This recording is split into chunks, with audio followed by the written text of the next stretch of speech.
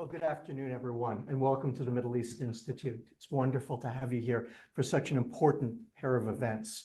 I'm Ken Pollack. I am the Vice President for Policy here at the Middle East Institute.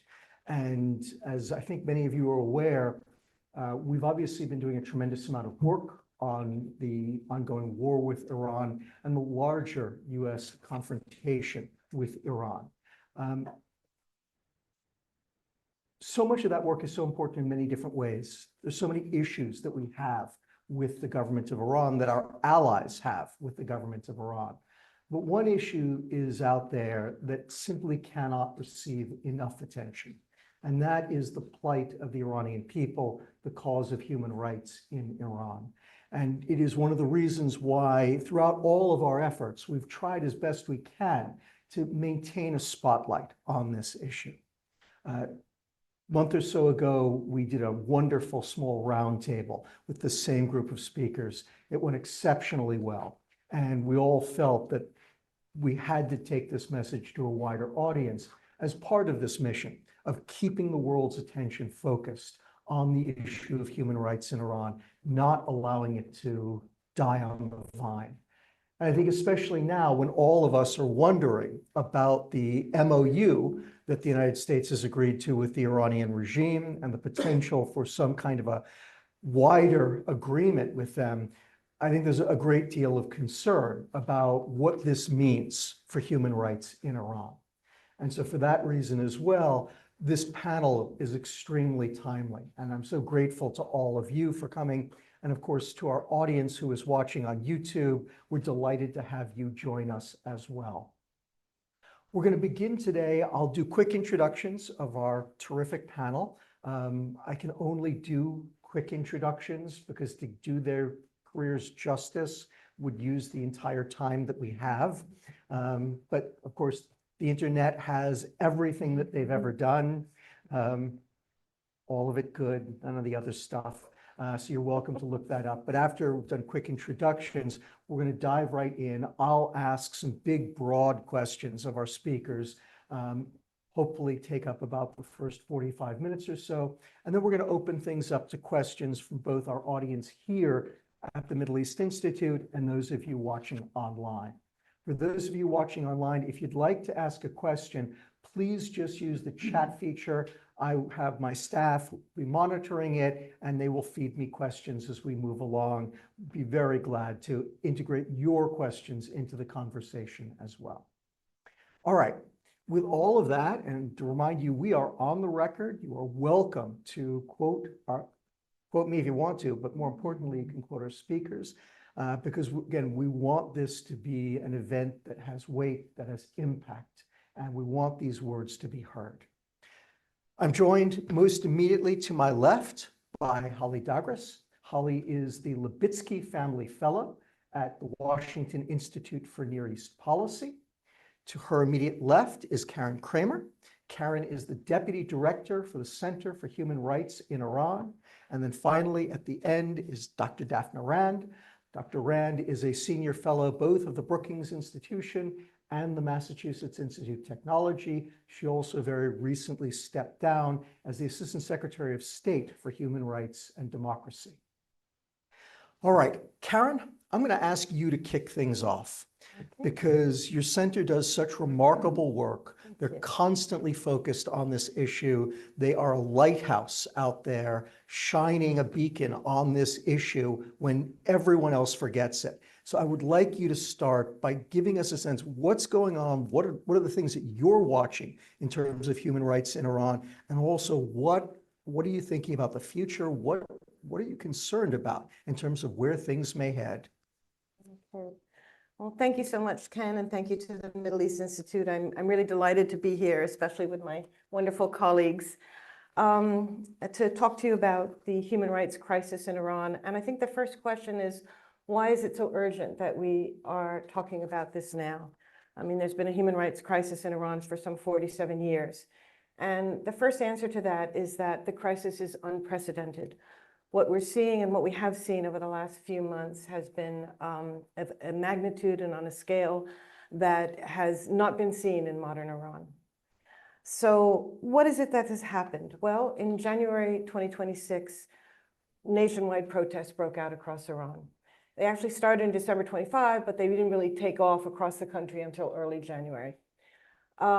These protests were crushed by state security forces who came out with military-grade weapons, snipers, shoot-to-kill orders, and killed thousands of people, unarmed civilians, peaceful protesters, bystanders who happened to be in the wrong place at the wrong time.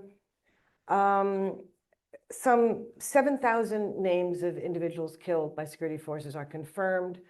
Another close to 12,000 pending confirmation. Pretty likely that most of them were killed too. There may be many more. In fact, we may never know how many people were actually killed in the state's crushing of the January 2026 protests. Certainly thousands, could be tens of thousands. We don't know. Some 26,000 people were seriously wounded. Wounded people were lying in the streets, were taken off the streets and shot and killed. People who had gone to hospital to treat wounds from the protests. Security forces went to the hospitals, dragged them out of hospitals, and killed them. Raids went throughout the country, often at night in people's homes. People were strip searched because they were searching for protesters who were no longer on the streets. If they had any signs of, wounds from protests, then they would be taken away. More than 53,000 people were arrested. Huge numbers of people were forcibly disappeared. Families did not know where their loved ones were for many weeks, whether they were alive, where they were, nothing. There are actually still some individuals that people don't know what happened to them. What was incredible is that the majority of that violence, it was so intense, the majority of those killings took place in 2 days, January 8th and 9th. I mean, the only word for it is a massacre or a slaughter. Now, the state's violent repression did not end once the streets were quieted. There have been mass arrests that have continued throughout the country, especially since the war. As far as we know, it could be many more, but at least some 7,000 people have been arrested, in addition to the 53,000 people that were arrested during the January protests. What's extremely disturbing is the issue of executions. Political executions have been surging to unprecedented numbers in Iran. Now, Iran has always been a leading executioner. They're second only to China in absolute numbers of executions, and they're believed to be the leading executioner in the world per capita, on a per capita basis. Typically, the vast majority of those executions have always been for drug offenses and a variety of other non-political crimes. We did see a slight uptick in political executions as mass protests began to build across the country in 2017 and 18, then again in November 2019, then the Women Life Freedom in 2022. We did see an uptick in political executions, but nothing like what we're seeing now and since the January protests. There have been, and this is what we know, there are many executions that most executions are not reported in Iran, so it's really hard to get accurate numbers. We know that there have been 42 people executed since March. Now, of those 42, 20 of them were January protesters. That means that in the space of a couple of months, these people were arrested, prosecuted, convicted, and hanged. Some of those people didn't even get an appeal process.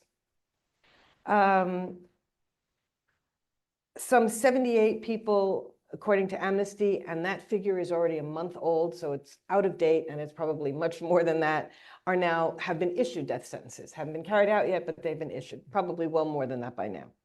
Many more, could be as many as hundreds, are facing charges that can carry the death penalty in Iran. And I want to stress that all these cases, including the executions that have been carried out, these are fast-tracked prosecutions that are handled by revolutionary courts in Iran. There is absolutely no access to independent lawyers in any of these cases. And most of these people have been tortured and are convicted on the basis of confessions that have been extracted under torture. So what we're really concerned about is that there's many more executions obviously down in the pipelines to come down. And in fact, we think that the government was testing the waters to see, can they fast track these executions, hang people very quickly without due process, without lawyers, sometimes without even an appeal, and will anything happen? Well, there hasn't been much of an international outcry against this. So that is even more indication that the executions are likely to increase. And more broadly, we're worried that it's possible that worse may come, even worse than what we have seen in these last couple of months. Why do I say that? What's left of the Islamic Republic is an extraordinarily hardline regime. This is a regime that has explicitly equated dissent or any kind of peaceful protest with treason, and treason is punishable by death. I want to note that I believe it would be a mistake to think that because the protests have quieted in Iran and there are no more street protests against the government, that this is a population that has largely reconciled with the regime or made its peace with the regime, or according to some reports, since the war, now support the regime. This is a population that is deeply, deeply discontent with the regime, has been so for a long time, and after the events of January, there is tremendous amount of rage and despair over what has happened and the lack of accountability for what has happened. I also want to note that there's an economic crisis in Iran. Things were bad for many, many years due to profound economic mismanagement, endemic corruption, sanctions, very bad situation. But since the last few months, the economy has really spiraled downward. Inflation is at crazy levels. The price in the morning isn't the same price as what it is in the afternoon. Unemployment is rising. There's been layoffs in critical industries. There's really a severe economic crisis building. Now, why do I say these things? Because that's a combustible combination, significant discontent in the country, as well as a building economic crisis. And I would say that that means that mass protests in the future are not unlikely. I'm not saying they're imminent. I'm not saying they're going to break out next week. I'm saying, given the record of governance of this regime, the societal discontent, the economic crisis, it is possible that there will be, down the line, a return to nationwide protests. And the reason I'm noting that is because under this regime, if that happens, there's going to be a bloodbath. And what we thought was bad in January, that's going to look tame to what may happen if people go out to the streets, because this is a regime that will meet any kind of protest with very swift and lethal state force. Now, I want to argue that this whole situation, this crisis, has very direct and significant implications for US strategic interests. Why do I say that? When civil society is crushed, constituencies inside Iran that overwhelmingly oppose Islamic Republic policies, oppose regional aggression, oppose the anti-US stance and the anti-Western stance, oppose the regime's nuclear activities. These constituencies are silenced. Repression facilitates the continuation of these destabilizing policies because it removes internal dissent. It removes pressure from within. And I would argue that we should not underestimate the power, the potential power of that pressure from within. Military action and sanctions have not changed this regime. The recent war inflicted tremendous damage on the country, but the ability to effect long-lasting, permanent change, positive change inside Iran is going to rest with the people, ultimately going to rest with the people of Iran. And that's why, more than anything else, the Islamic Republic fears its own people. It's notable that, and seeks to silence them and to silence voices of civil society. It is notable that despite facing the most powerful military in the world, the Islamic Republic deployed the majority of its Revolutionary Guard and besieged forces against its own people. They recognize the threat. They want to extinguish this threat. But over the long term, the most effective means to create a free and democratic Iran will be to empower civil society to empower the people of Iran, because this is a society that wants a free and secular and democratic Iran.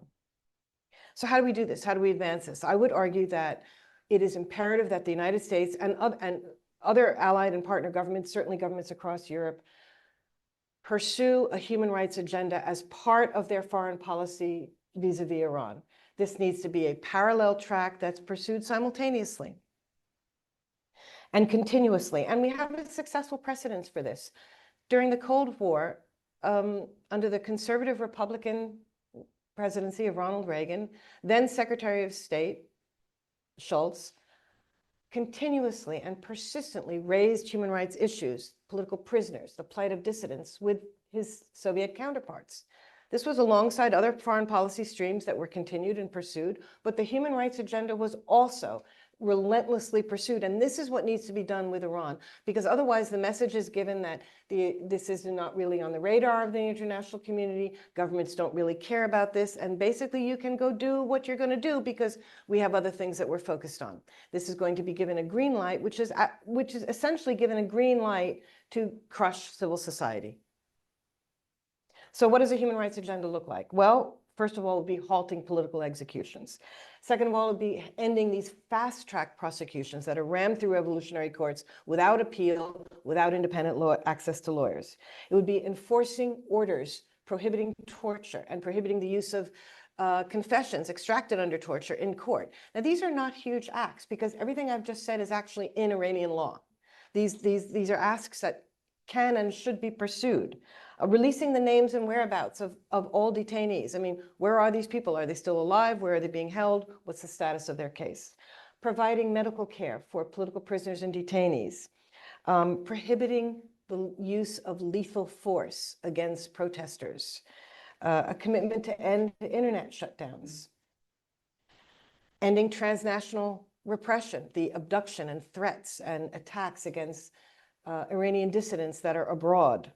And probably the most difficult ask, but must be pursued so vigorously and relentlessly, the release of political prisoners and detainees, naming the prisoners, bringing up the cases, again, relentlessly with Iranian counterparts to let them know these people are on our radar, and we care about this issue. Progress, which would be measured with benchmarks that should be set up, would be met with economic benefits to encourage progress.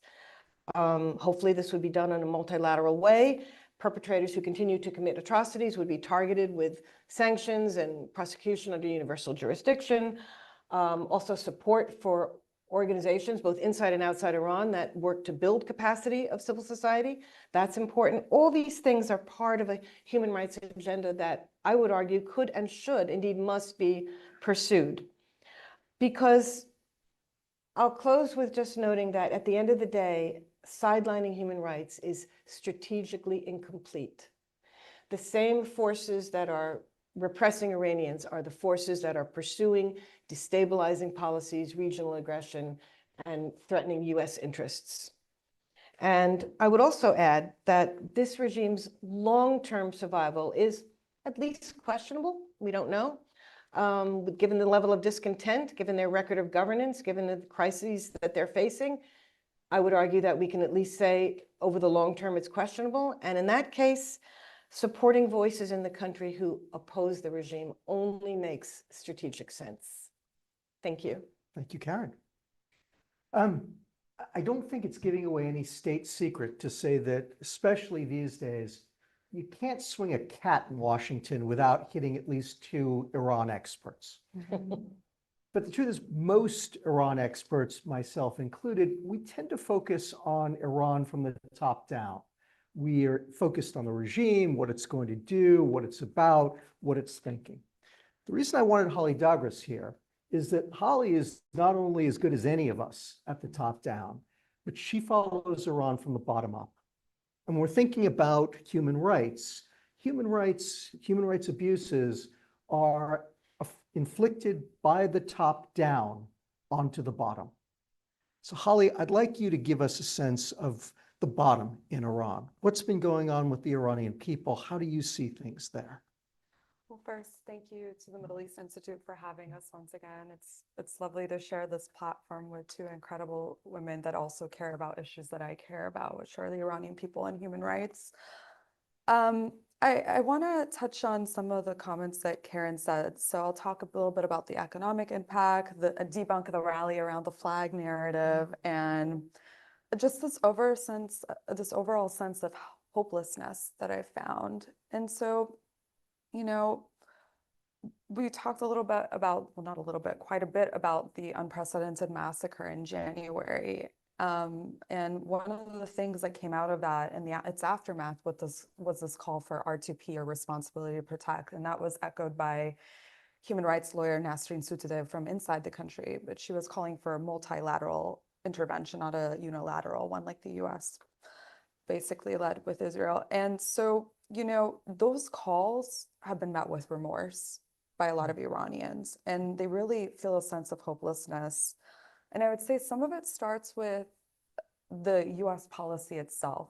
We all famously remember that President Donald Trump said, help is on the way, take over your institutions.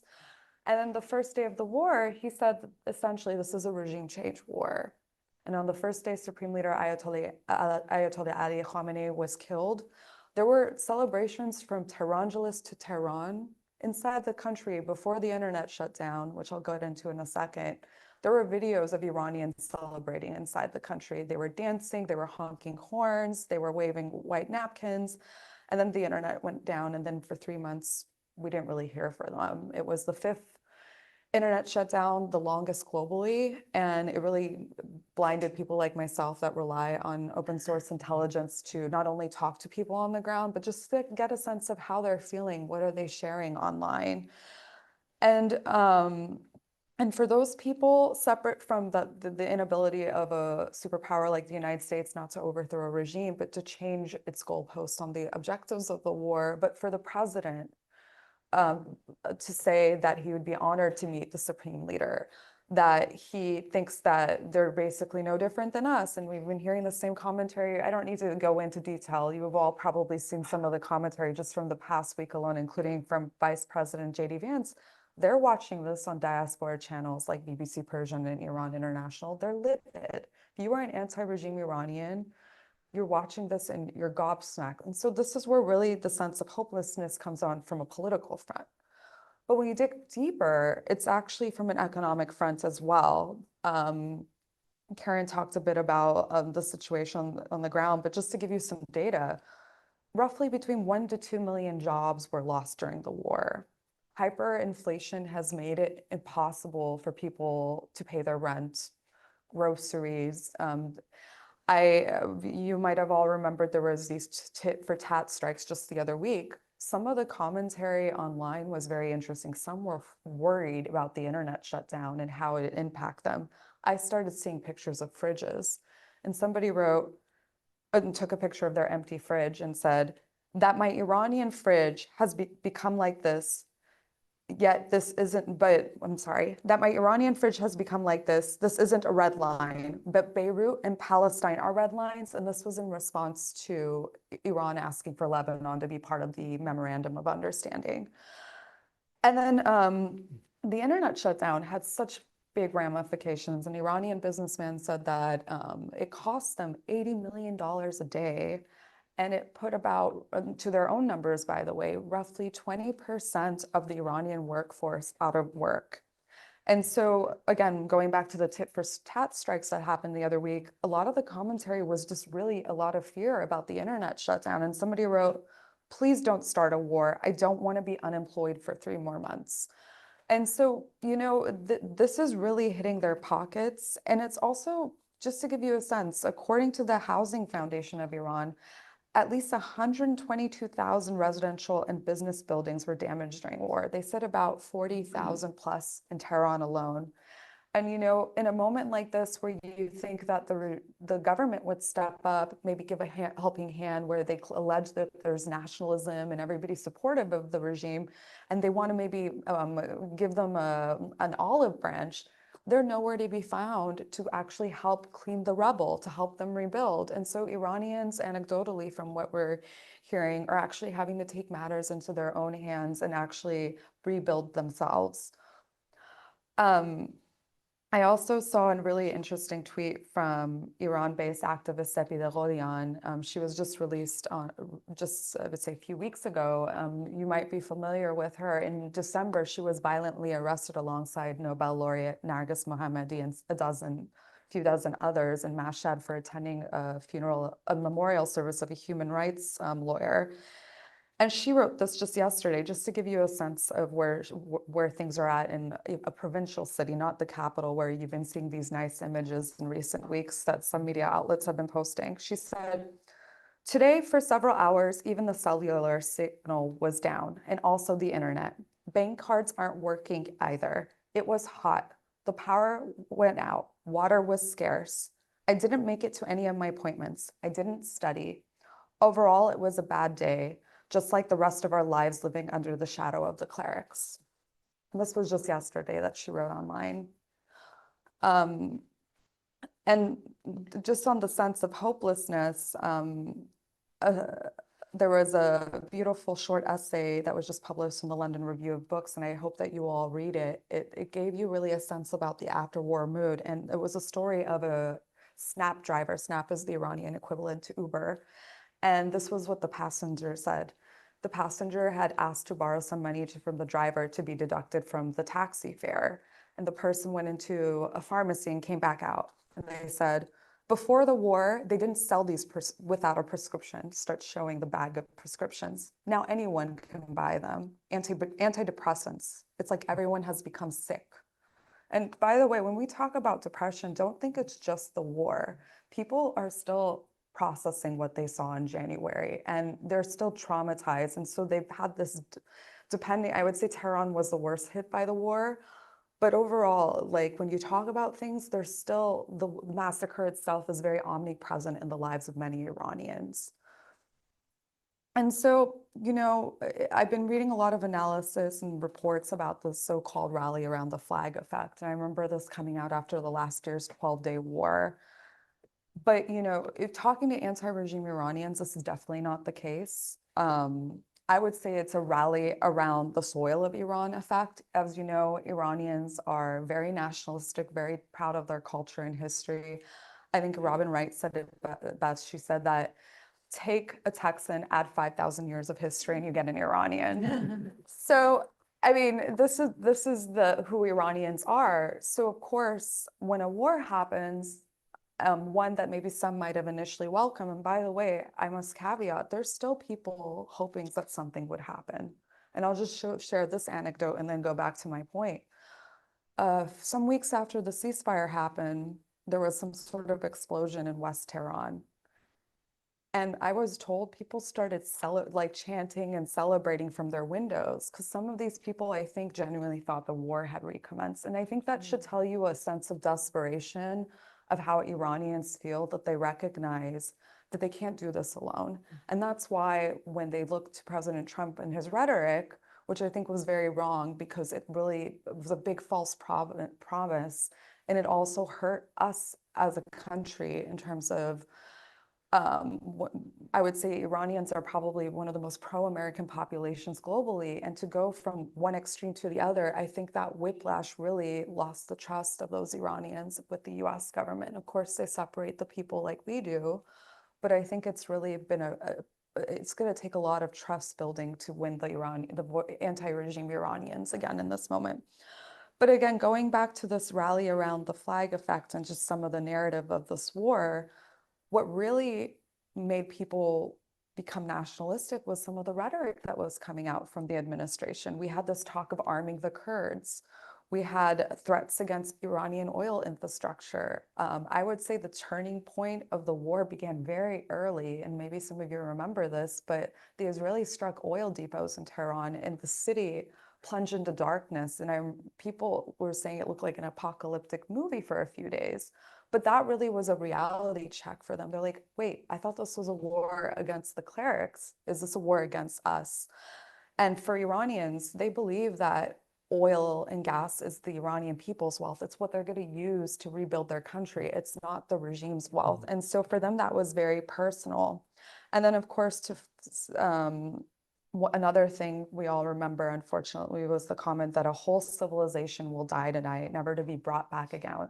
So when Iranians hear this and they're seeing these data points, they start questioning, well, what's this war really about? And I don't think that I wouldn't say that those anti-regime Iranians have gone back into the arms of the regime, but it's made them think twice about, well, does Israel and the United States have our core interests at heart?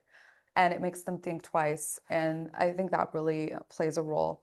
So I'm going to leave you with a quote again, just so you get a sense of the mood on the ground. This was from an Iranian, and this came, I think this was published a day after the internet went back on in May 26th, or maybe the same day. And I found the data points very interesting during that time period because we hadn't heard from them for months, but everybody was sharing different things. Some people were sharing what they remembered most. Some people were talking about the oil depot strike in Tehran and how even the birds and the trees were covered in like an oily type residue. That was the first thing they tweeted about. Others were saying that they never wanted a war and like, may the children of Minab rest in peace. But this one really stood out because it really encompassed everything about this war. And this person said, everyone is happy the internet is back on. I'm upset that things are becoming normal again. Back in January, we were cut off with the dollar at 140,000 tomans. Now we're back online with the dollar at 180,000 tomans. Runaway inflation, tens of thousands dead, massive destruction, and shortages everywhere. This transformation from offline to online brings no joy at all. So I'll leave you guys with that. Daphne, you've worked at various think tanks. You've worked on Capitol Hill. You've worked at the White House. You've had various positions at the State Department. What I'm trying to say is your whole career has prepared you for this panel and the question that I'm about to ask you, which is what can the United States realistically do to help advance the cause of human rights in Iran, short of invading and occupying the country? Great. Well, thank you so much for having me. Thank you for doing our 2.0 version of this panel. It's a testament to MEI's commitment to the topic, and I'm also so overjoyed to share this panel with my two colleagues. And I hesitate to shift to policy analysis after the really poignant and emotional quotations that you read us, Holly. So I just want to applaud you for bringing that into sort of the Washington big think debate. And I think we should consistently go back and hear the voices of the people on the ground as we talk about this topic. Ken, you know, there are levers within U.S. foreign policy that are available, even in the toughest authoritarian regimes like in Iran. These levers were available before December, and I will talk about how we had been using them. The U.S. government had been using them imperfectly, and in some cases unsuccessfully, but at least giving it a try. And many of the levers that I'm about to discuss were willfully and intentionally shut off by the Trump administration as a global matter a year ago. So there's an irony here, a paradox, in the fact that in January, we woke up to a president announcing with glee that we had toppled the dictator and then proceeding to cheer on the protesters in Tehran, again, making the case and raising the expectations that he was bringing America into war on the grounds of, if not R2P, then some sort of regime modification or regime pressure to help the protesters change the regime, if not the people and the type, then the actual behaviors of the regime, right? And that was what was articulated.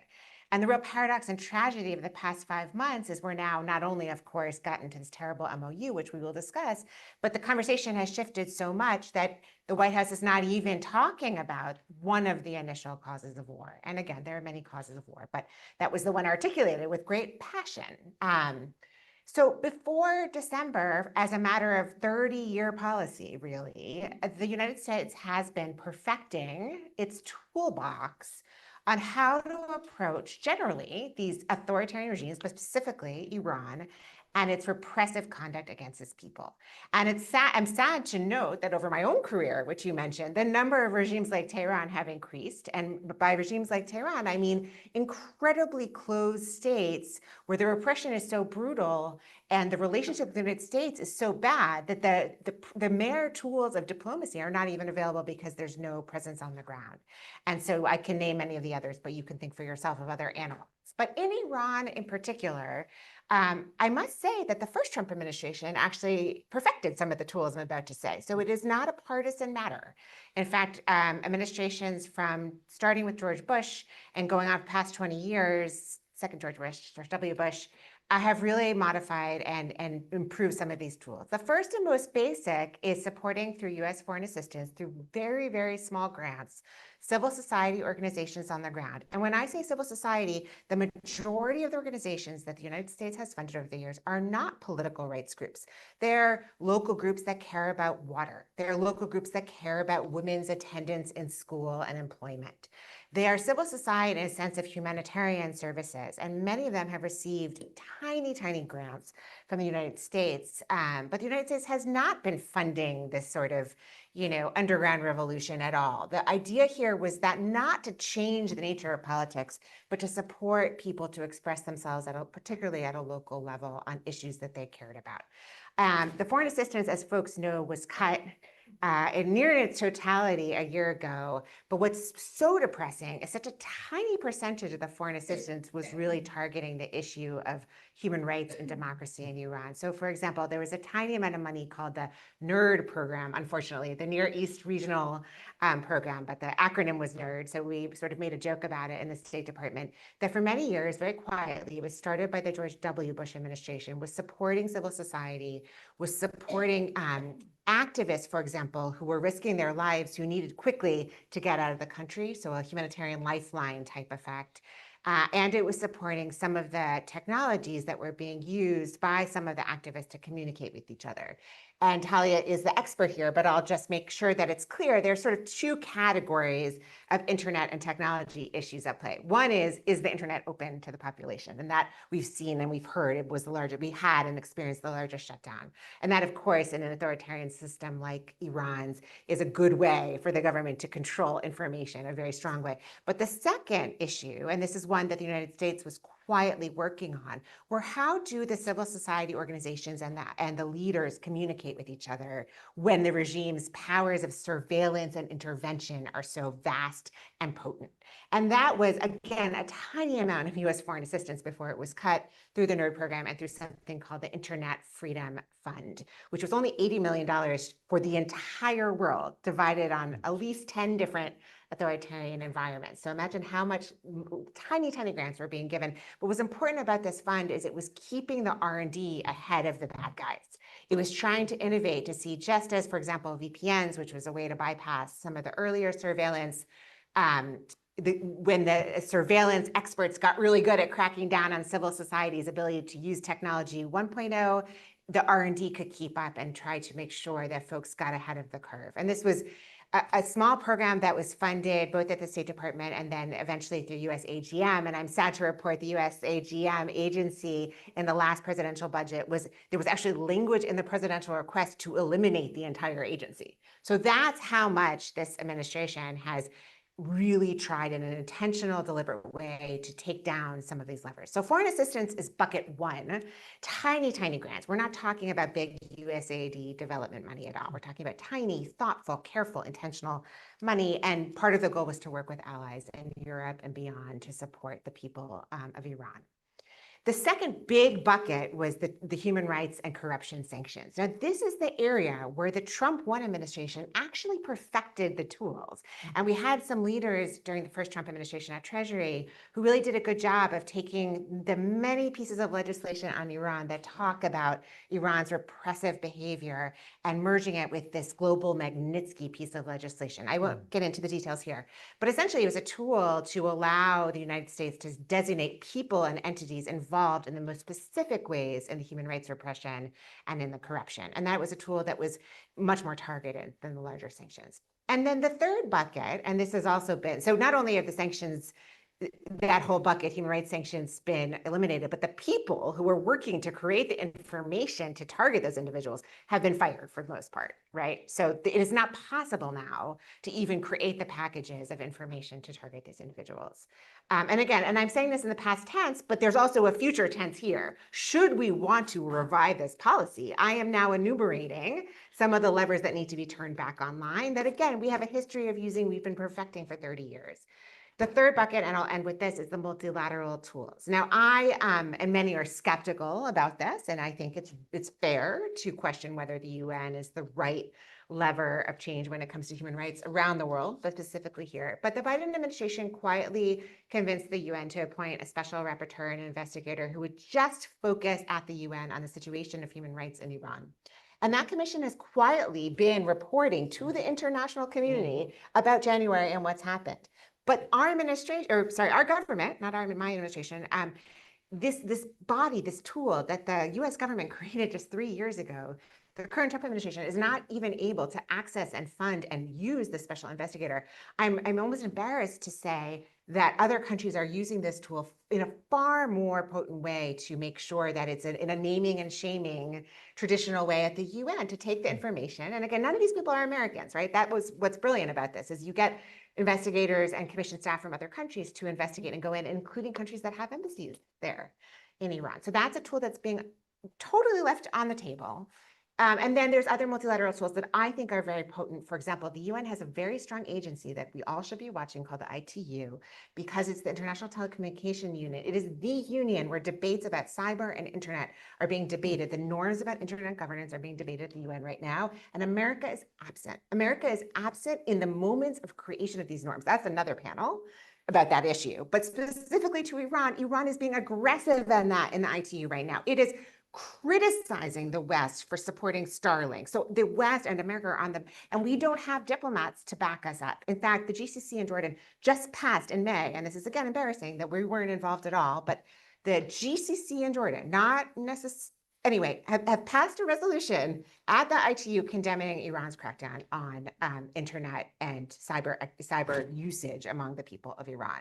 So that's what we're talking about. We're talking about a world where the US is absent in the multilateral forum that are being debated and talking about how to solve these problems. And again, I don't want to be so negative and critical, but it is shocking, again, this dissonance between a discussion of how you want to go to war to support the protest and this disregard, elimination, and neglect of all these tools that the US government could be using. But the hopeful part here is if the State Department in this administration, the White House in this administration, or a future administration decides to make this a priority once again, we have the lessons learned. Again, the people working on this don't talk about it publicly. There's no benefit to bragging about this.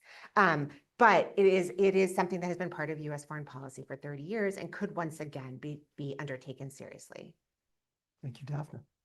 Okay, a couple of quick reminders, and then we'll open things up. So first reminder is, look forward to your questions, both for those of you here in the room and those of you watching us on YouTube. If you're on YouTube and you'd like to ask a question, please put it in the chat. My staff will bring it to me on a note card.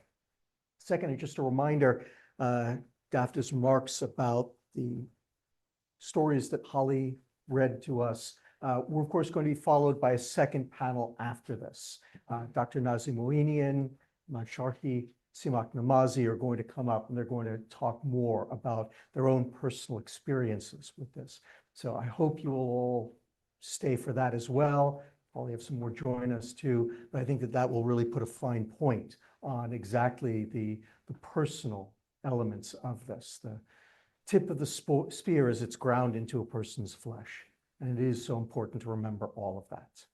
All right, entertain questions from the audience now. So please start down here, there. Please wait for the microphone. And if you could please identify yourself before asking your question. Thank you very much. My name is John Leisenring. I'm with J&J Real News, and we are a nonpartisan group, internet-based, to challenge people to focus on many of the issues of the day that oftentimes we don't focus on. I want to thank the Middle East Institute for hosting these amazing forums that they do on a regular basis. It's just incredible because these are discussions that aren't being given here in Washington and writ large. Also want to thank Ken for his amazing Thursday webinars that. Don't tell anyone Don't tell about anyone. them. Okay, it's a secret. But in the webinar, as a matter of fact, of this morning regarding the MOU, it was discussed that we had taken out, as I'm sure all of you know, and you have given very interesting and impassioned statements, that we've taken out much of the leadership in Iran. And as a result, there is a huge reluctance of the Iranian government to engage in any type of, negotiation with the United States and Israel and various other entities. So the question then becomes, from this great forum, how do you proceed under that dynamic to enact what Daphne was just talking about, the various policies? And of course, I would open this up to any one of the panelists, but how given that environment and atmosphere that we have now, can we proceed? Because there's going to be a big problem unless there's some, like you say, levers that can be enforced. I would think that the MOU would have to be almost rewritten, or it's just a rough draft that very well may be non-functional. So anyway, I'm kind of like throwing this up in the air. It's not really a question, but it's more of a, hopefully, a dialogue that you folks can further flesh out. Thank you. Yeah, that's great, John, because I agree with you. I think that's one of the biggest questions out there is, how does the MOU affect this? And actually, maybe I'll tweak your question a little bit, John. Ask it this way. Looking at a final status agreement, what would you say would be the biggest mistake, and what is the best thing we could do for advancing human rights in Iran as part of that? Daphne, why don't you start? Sure. I'll try to be polite, but this MOU, I've been calling the Versailles MOU. I see it as an entire concession to Iranian demands. And I would call everyone's attention to Clause 2 and Clause 7. It's as if they're written by a sort of, the dream of the regime and the revolution. Clause 2 puppets language that was from 1981, the Algiers Accord. The non-interference language, it basically is something to the effect as no one can, or the US cannot interfere with the sovereignty and the territorial integrity of Iran. So that language, so everyone knows, is, I was so enthusiastic that my microphone fell. That language was borrowed from the Soviet Union. That was their language in these negotiations, because it was basically code for, don't you dare tell us how we are imprisoning our dissidents and repressing our people. And so it was borrowed by the regime in, I think, the early 80s in the Algiers Accord. And so this has been in the Iranian MFA's language box to put into stuff for that number of years. And so the fact that it shows up unedited, essentially, in Clause 2 is absolutely unacceptable. That is like, a negotiation where one side asks for 100% of the language and the other side says, okay, check.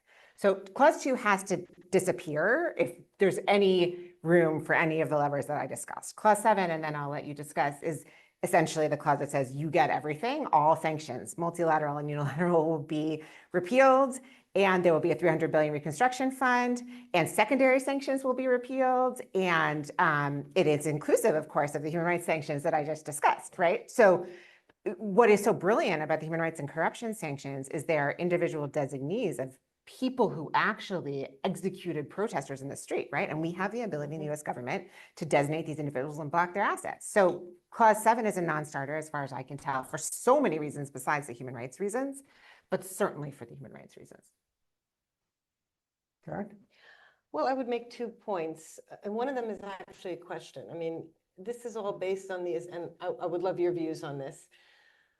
This is based on the assumption that a final agreement is going to be reached. I mean, there's so many clauses quietly tucked in there that, well, and this will be based on the final agreement. I mean, I have, let us just say, doubts it's almost impossible, particularly in the time frame that has been set out. So all these things that it sound to me were meant to desperately, hold the ceasefire down. I don't know how much more this is going to actually happen, because how much of this final agreement is actually going to end up happening. So that's one huge caveat. And the only other thing that I would say was that, we're talking about the people, the Iranian people, the feelings on the ground. And I can tell you what our sources all over the country, not just in Tehran and in the provinces and the smaller cities and towns that have been telling us. Absolute feeling of despair and abandonment. I mean, just hopelessness, just a sense of we're just caught between these impossible forces where we are not a player in any of it, and not that, you know, no one cares about what is happening to us. And the really profound demoralization is an understatement. And to see this MOU and to have no reference whatsoever, and to have this clause too, to say like, well, whatever you do is whatever you do, none of our business. It just, I can only imagine Iranians who have read this, what they must be thinking and what they must be saying and how they're reacting to this. It just must confirm their worst feelings about where everything is going and a feeling of total hopelessness. And that's unfortunate because hopelessness breeds paralysis, at least in the short term. As I've said, I don't know, I think it's a wide open question what's going to happen medium term and longer term. But in the short term, I think it breeds a hopelessness and just a sense of despair. Holly, pick that up. But again, if you can, focus on something constructive that if we could get a good final status agreement, what should we want in that that would be helpful for Iranian human rights? Well, I think the first thing I should start by saying, it's not unique to talk about arms control and human rights. We've had two administrations do that, the Jimmy Carter administration and the Ronald Reagan administration with the Soviet Union. So there is precedent. And then, you know, when I think there's really basic things we can call for if we were to include it in part of the 60-day negotiations, if we were to do away with number 2 of the Memorandum of Understanding, which is to call for a moratorium on executions, to call for the release of political prisoners. I think that would at least signal, I mean, I would love to see that the internet's permanently kept on, because I think inevitably there will be a shutdown and we need to take that more serious. And it's not a unique issue to Iran. There's been dozens, if not over 100 countries that have used internet shutdowns in the same way around the globe. So we need to solve that issue as well. And we can talk about direct to sell in another session. But I think those would be my very basic ask at this moment. That's great. And I just want to emphasize the point that you just made because of our next panel, which is that, again, this MOU says nothing about the Americans imprisoned in Iran at this That's moment, right. That's to this right. day. Yeah. And at the very least, we should insist on that as being part of the final agreement with So Iran. true. Absolutely. Let's go to the back. My name is Nabil Mikhail. I am a professor. I taught political science at George Washington University and University of Maryland. Thank you very much for a great talk, and also to Dr. Pollack. My question about human rights is the following. Since it is a topic that is sectarian or done in categories, what did the groups, ethnic groups like the Armenians, the Jews, the Christians, do to promulgate human rights? And let me just please join the discussion with the World Cup. Is there a Yazidi community in Iran? Because in the game between Germany and Cote d'Ivoire, the guy who brought the victory to Germany is actually from the Yazidi community that immigrated to Germany. So, and I know that they have done a lot of work with the Canadian Parliament to promote their human rights agenda. So what did the groups inhabiting Iran do, like the Yazidis, if they are there, the Jews, the Armenians, the Christians, do to promote human rights? So the minority groups and human rights in Iran. Karen, can you say anything about the various minority groups in Iran? Yeah, I'm not sure I understand the basic premise of the question. I don't know what minority groups are supposed to do to promote human rights. I can speak to, To protect. oh, I can speak to what our sources in these various different communities have told us. And contrary to what some narratives, there's a very strong sense of nationalism amongst many of these groups. So for example, you know, when there was talk about the Kurds being called upon to, you know, foment, yeah, you know, we spoke to a number of very key leaders in the Kurdish communities, and they were like, we don't want this. We don't want to do this. We feel very strongly to maintain the territorial integrity of Iran. We see ourselves as Iranians. So I think that, you know, many of these communities, there's a lot of, I think what I want to say is there's a misperception, I think, that, oh, you know, there's this centrifugal forces would be insurmountable in Iran, that all these marginalized communities would spin off. And I think that that underestimates the very strong sense of nationalism that many of these, even terribly discriminated against and marginalized communities feel. Now, I'm not sure what they can do to promote human rights against them other than trying to speak out and let the world know, you know, some of the terrible discrimination that they suffer. And, you know, organizations like ours try to publicize that. But I think that there's a lot of misconceptions about how these communities feel about Iran. That's my main point. You want to jump in, Holly? Sure, I'll piggyback on what Karen was saying. Well, I think we have to remember that these ethnic and religious minorities are treated like second-class citizens, and when there's a crackdown happening, they're the first group that is punished. And so I can't expect people inside the country to do much. The Jewish community was definitely targeted during the war. The Baha'i community was definitely targeted during the war. Christians. The Christians too. And when I think about the ethnic minorities in the country, the Kurds and the Baluch are always the ones that are getting targeted, especially the Kurds in this moment where the president's saying he's going to arm them.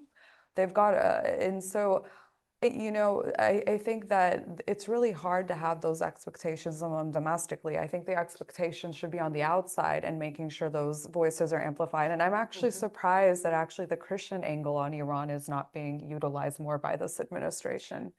I agree 100%. I've been surprised at that. Yeah, so just, I hope that answers your question. Down here in the front, Julia. Yulia Zhoja with the Middle East Institute. Thank you for your much needed insights in DC about human rights in Iran.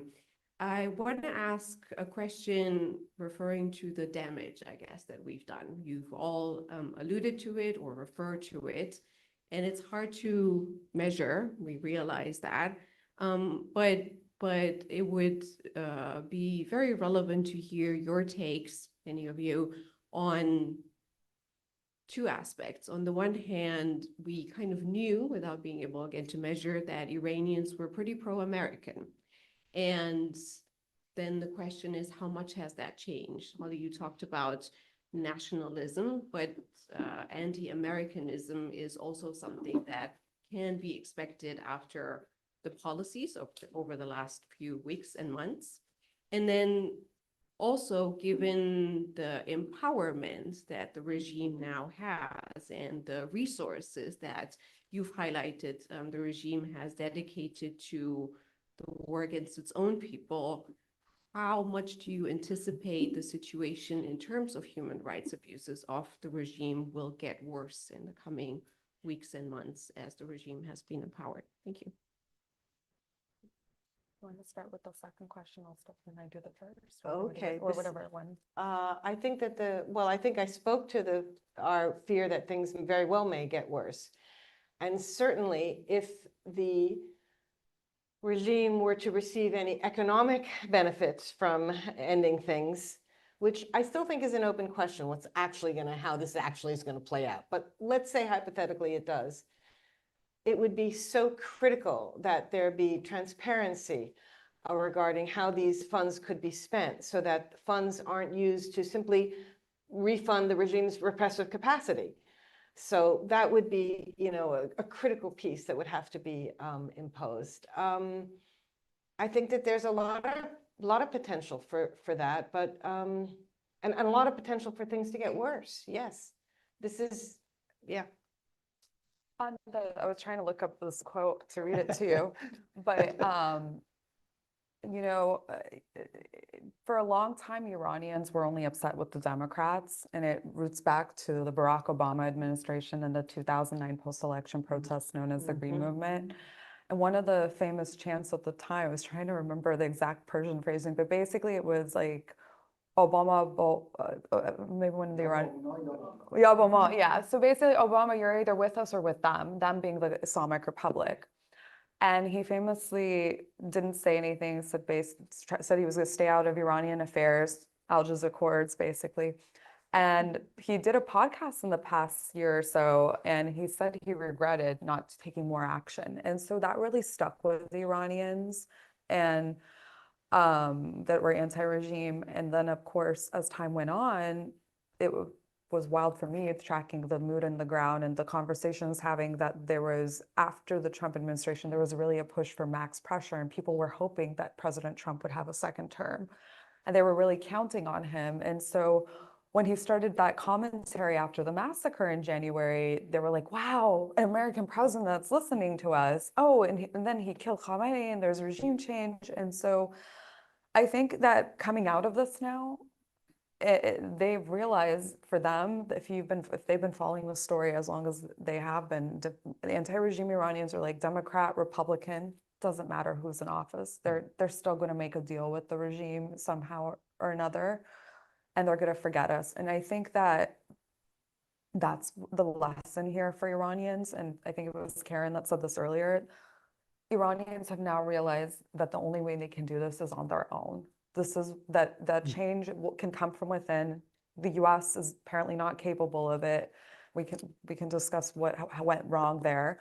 But that was the real lesson here, and that distrust of the US government, not the people. We have to remember, they are very smart people. They know how to separate the government from the people. If an American was to visit Tehran tomorrow or the provinces, they will treat them with the utmost kindness, hospitality, and respect, but then tell them your government sucks. So I hope that answers your question. Okay.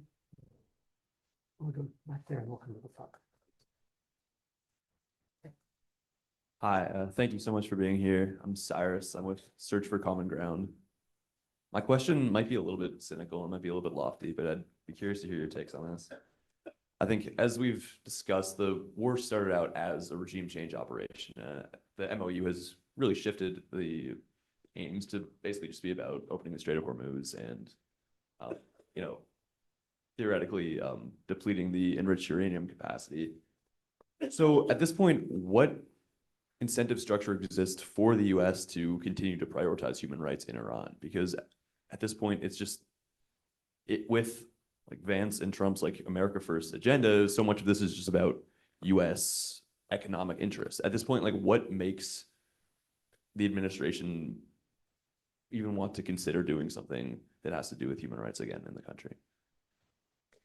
It's a great question. And I agree with you, actually. I was just taking the prompt. I wanted to go back to this question about the MOU. I was trying to answer the question, but I'm also highly skeptical that the United States and Iran and the negotiators will get to anywhere within 60 days. And I think it's all going to be left in a case of messy, messy stalemate, no war, no peace, which is almost in some ways the worst kind of war termination ending that we can imagine in this situation, like in other situations, given the geography and the nuclear issue. So I'm also very pessimistic. But you're asking a couple really important questions. One is, has this war actually almost endangered the cause of human rights within U.S.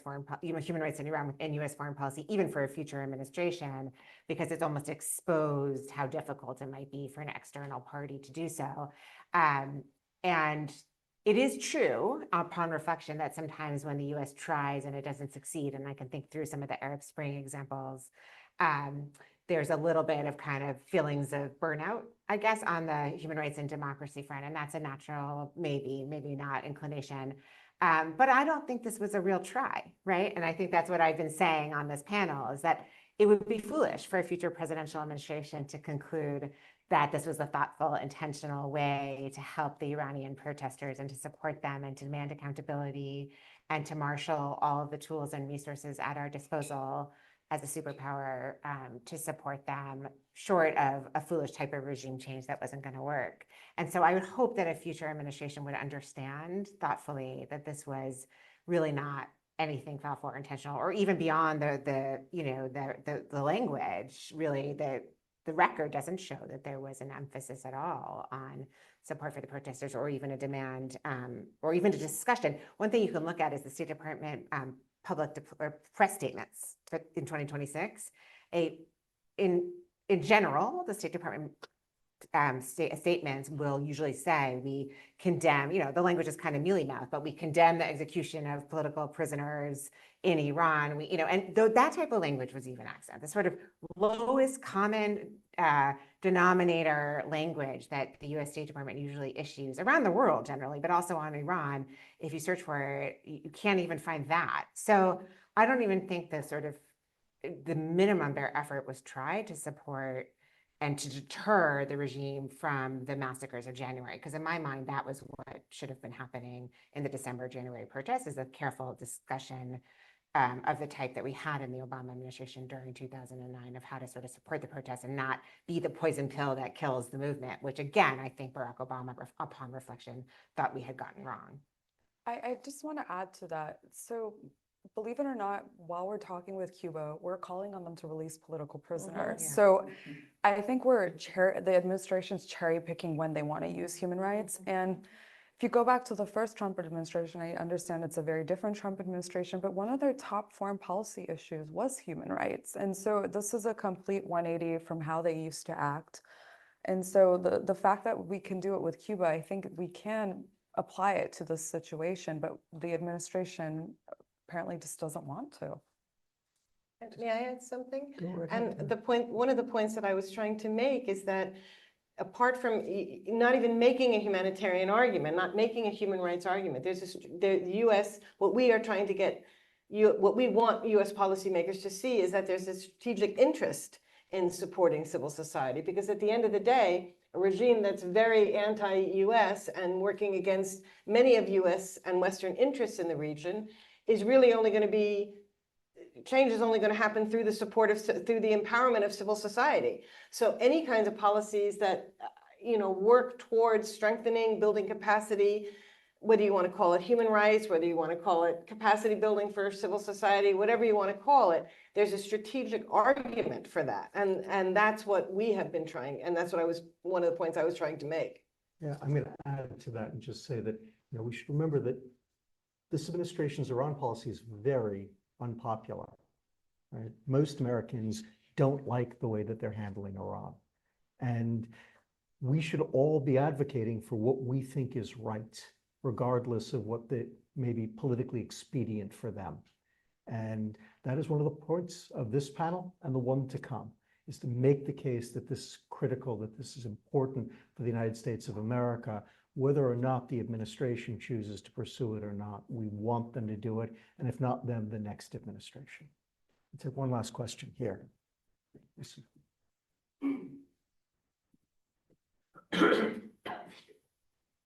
My name's Anthony Vance. I'm with the U.S. Baha'i Office of Public Affairs here in D.C.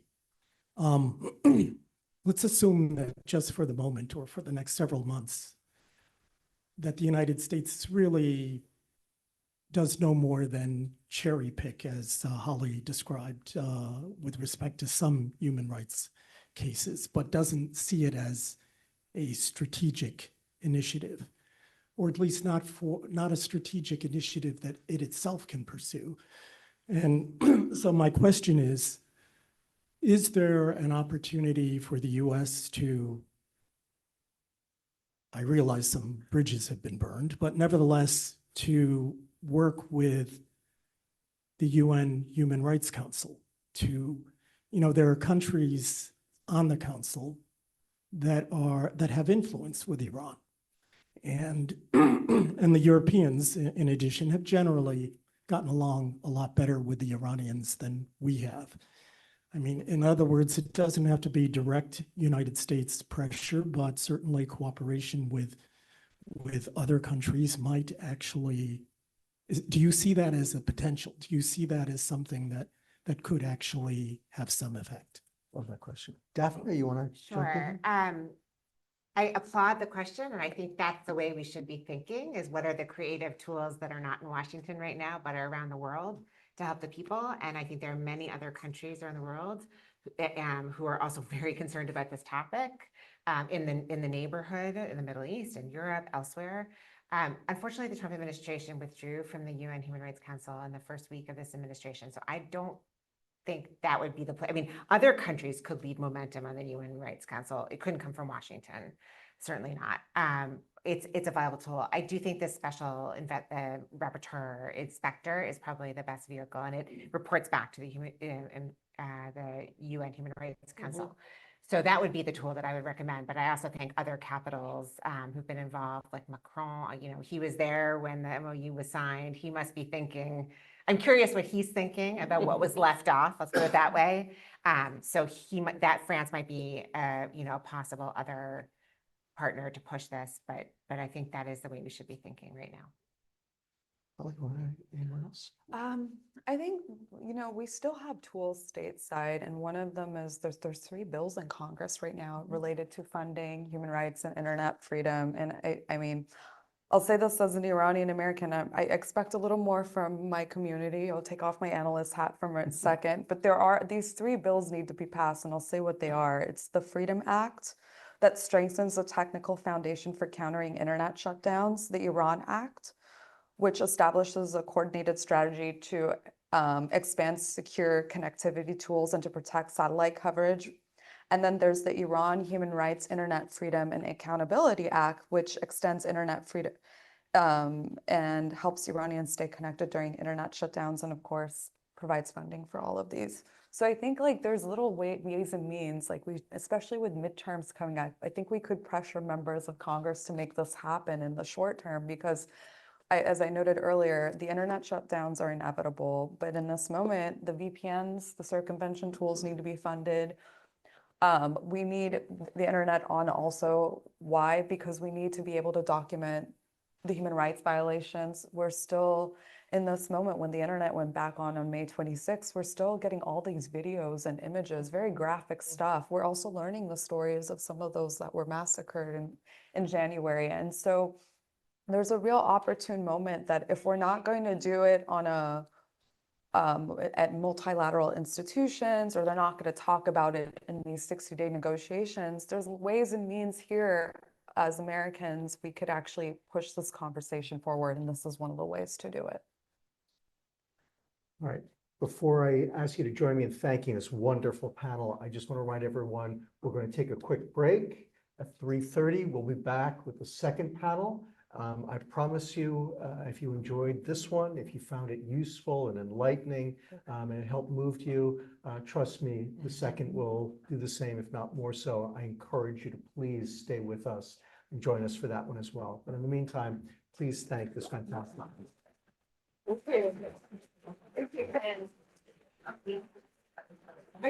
Are you staying here the second? I'm gonna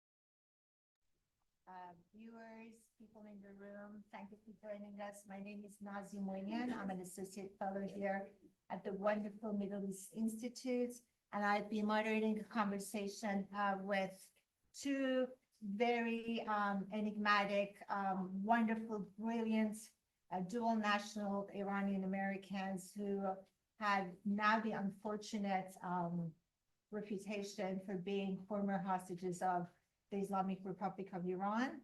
Siamak to my left, Siamak Namazi was detained, isolated, and tortured for days of those 2,898 days in captivity, and so was Ahmad for 1,975 days, Ahmad.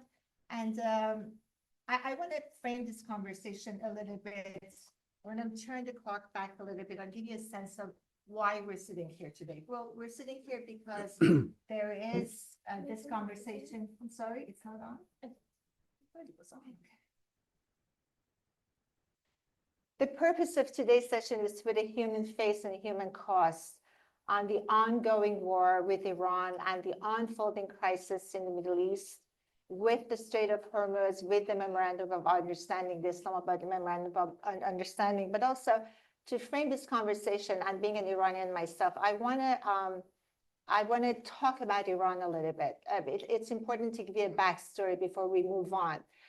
Iran has a magnetic pull on its people, on people who have visited Iran, who have Iranian friends, who love Iranian food, who are married to Iranians.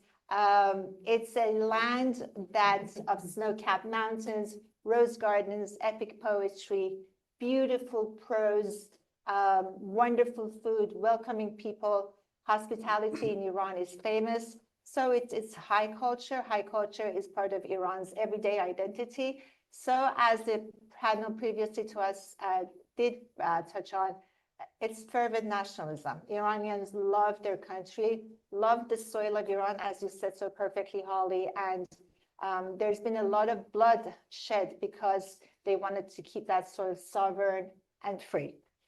So besides the fervent nationalism, Iran has also endured 3 millennia of invasions by Arabs, Mongols, Turks, Afghans, and it has endured. So part of the charm of Iran is also its sense of continuity, which came to an abrupt end in 1979 with the Islamic Revolution.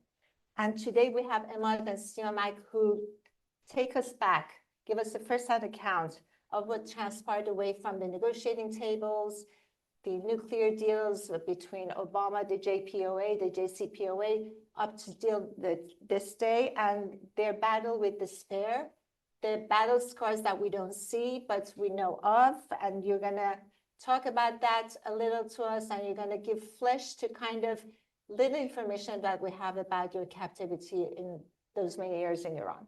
Siamak, I wanted to ask you first about your experience in Evin prison. You were taken in October of 2015 and released in September of 2023. And in the meantime that you were there, your father also came to visit you, and he was detained. And you had no idea of that, and you just went back to the room where you were interrogated and you saw your father. Could you tell us about that? Thank you, Nazi. And let me first thank the Middle East Institute for putting this together and acknowledge that it's been a fantastic source of support for me. So thank you, especially Ken and yourself, Nazi. So it's a pleasure to be on this panel. And my first thing to tell you, my highest recommendation, if you're going to be taken hostage, take Ahmad with you. He is so wonderful. When I got off the plane, his family's here, and I told them, thank you for lending Ahmad to me.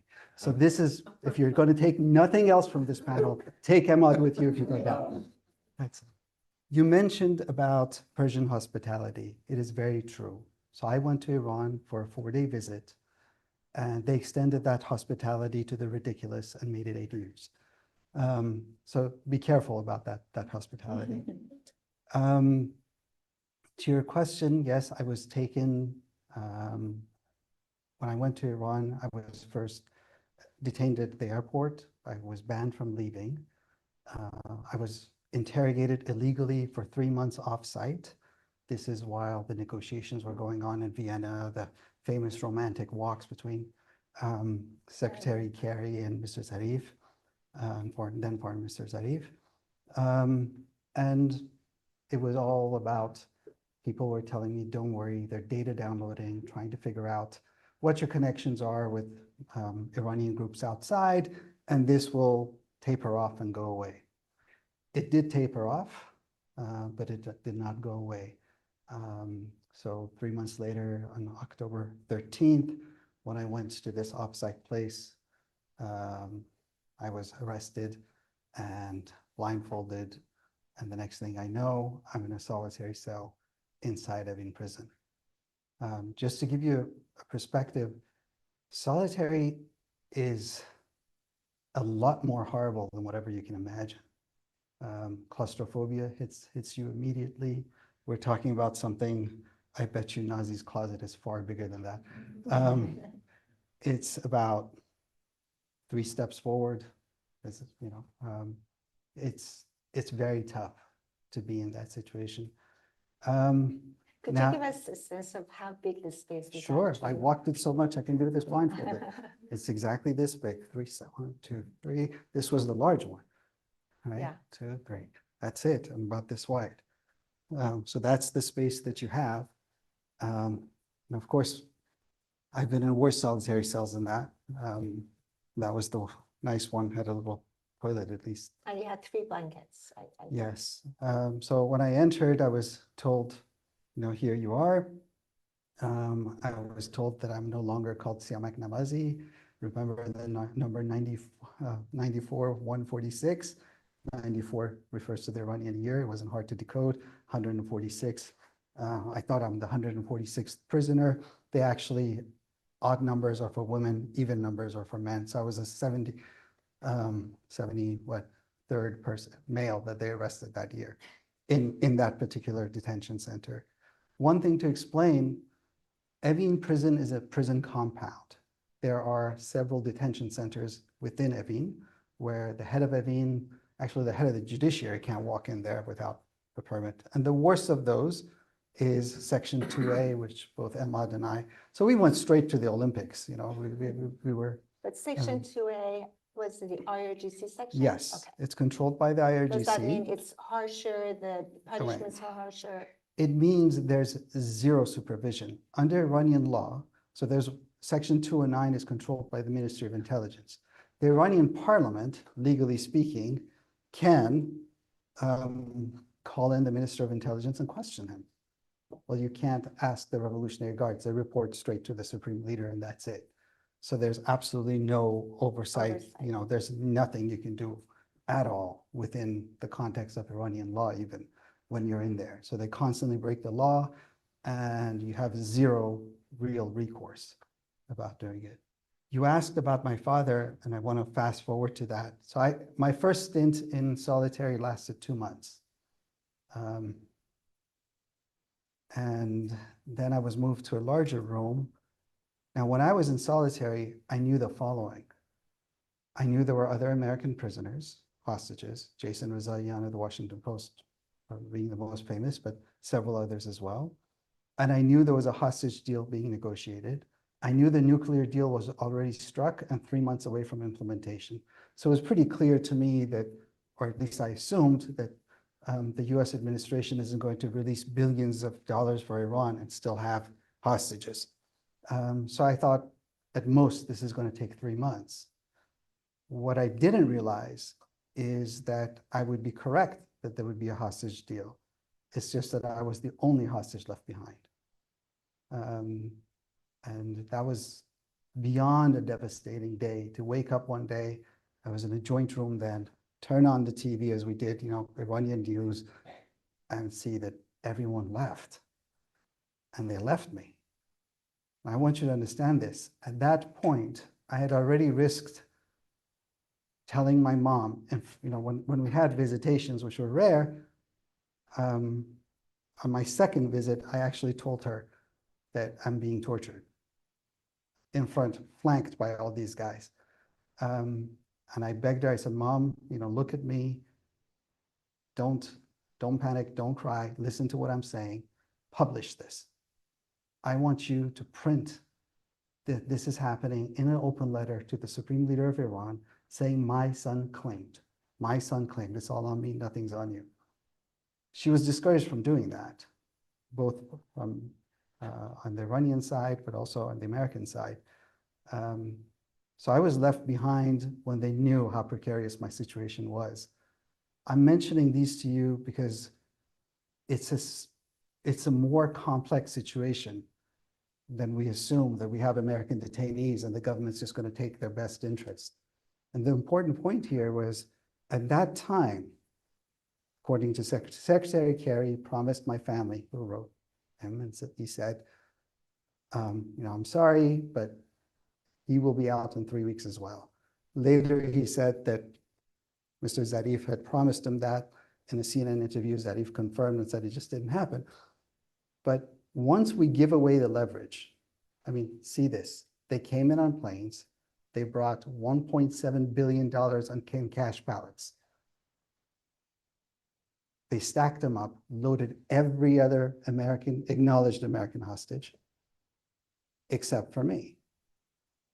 And so you realize you can just be floored and devastated. And now Kerry is promising, I will be out in 3 weeks as well. The only thing that happened was that I was returned to solitary. The beating started again. And several weeks later, I was told in a very unkind, dramatic fashion that my father was also arrested. So I want to stop you right there because your father appears in your story also, Ahmad, by telling you, please don't go to Iran. You were going to go for a visit for Nowruz with your family, and your father kind of begged you, you're taking a chance, please don't go, and you still went. So tell us about your story. We actually, my wife was sitting here, we lived in Abu Dhabi at the time, and our daughters were off to college. We were on our way back to Washington, where this was our home base. We had a few months of just being travelers, and we decided to go to Iran to look around. We went to Iran for 2 months, and it was fantastic. I had gone to Iran before. I had taken my American friends from the UAE. We had gone there to go see all the historical sites, spent a week. That's no problem, it was great. Give us a sense of the date. So you were 13 when you left Iran, and you went back when? I was 13 when I left Iran and went to boarding school in England. And then when I went back to Iran, it was probably between 2014 and 15. So this was the lead up to the JCPOA. Everybody was so excited. It was euphoria in the air. Euphoria. This market was going to open up. It was going to be the new frontier for all the businesses. So I was working at the time for a private equity firm in Abu Dhabi. And I would go to Iran and look at all the verticals that my private equity was active in. It was basically automotive, dairy, hypermarkets. Just looking around. And then at night, going out to parties and stuff like that was one of those junket trips. We had such a good time when Bahar and I went to Iran for 2 months that we ended up extending it by another 4 or 5 months. So there is really 2 Irans. There is the Iran that we see women under hijab being dragged into wagons, thugs, patrolling the streets. And then there's an Iran at night that comes to life. Absolutely. That you're talking about. Could you flesh that out for us a little bit? When you walk around during the day, you see those vans and you see the black charter women and the morality police yanking women towards those vans. And they're kicking and screaming. And then you go 2 streets down and you walk into a cafe and you could be in Paris. Everybody is, well-dressed. Most of them have been educated either overseas or traveled overseas. There is really like 2 societies that you see there. That live side by side. They live side by side. So so it's 2015, you're from Abu Dhabi, you're coming to Iran. Yeah, and then we spent about 5 months of 2017 in Iran, and I was going and seeing a lot of my friends who had businesses there. You know, they would invite me to their factories. They would show me the plant. They would say, well, you know, what do you think about this?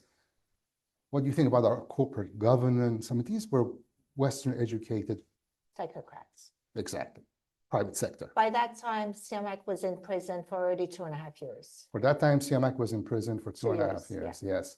And you know, it's funny because when things like that happen, somebody like me says, Siamak must have done something. Right. The Iranians just don't pick up people for They're no reason. hospitable. How could they do that? Yeah, I mean, you know, he must have done something. He must have worked with somebody. And then when you go through the treadmill yourself, you realize the whole thing is a crock of shit. They basically copy and paste the charges. Which is? I mean, they start off with assembly and collusion to overthrow the Islamic Republic and espionage. And they go through this craziness for the first 4 or 5 months. And then they have a catch-all law, Section 508, cooperating with a hostile nation. 2 lines. I can convict every single person in this room with that law. And then, you know, you're in this quicksand of lawlessness of the Islamic Republic's judiciary. I mean, it's crazy what you see. So when they arrested me, Bahar and I had actually left Iran for 3 months. We were living in Amsterdam. We had rented an Airbnb for a month. We were looking to buy an apartment because I was now working for a Dutch venture capital firm that was investing in startups in the Middle East. So we go back to Tehran in March. The IRGC's intelligence agency skipped the foreplay with me. I didn't have 3 months of going to their Sabunchi building. They came home one night. They knocked on your door. Well, no, they climbed the wall. Oh, Yeah. okay, I missed that part. They climbed the wall. They came into our bedroom. And you know, it was door-to-door service. So next thing you know, you're in a solitary confinement also in Edinburgh prison? Yeah, they took me to a halfway house that night. Actually, they took me to a friend's office building and they ransacked that. And they kept telling me, open the door. I was like, I don't work here. You know, Right. put your finger on here.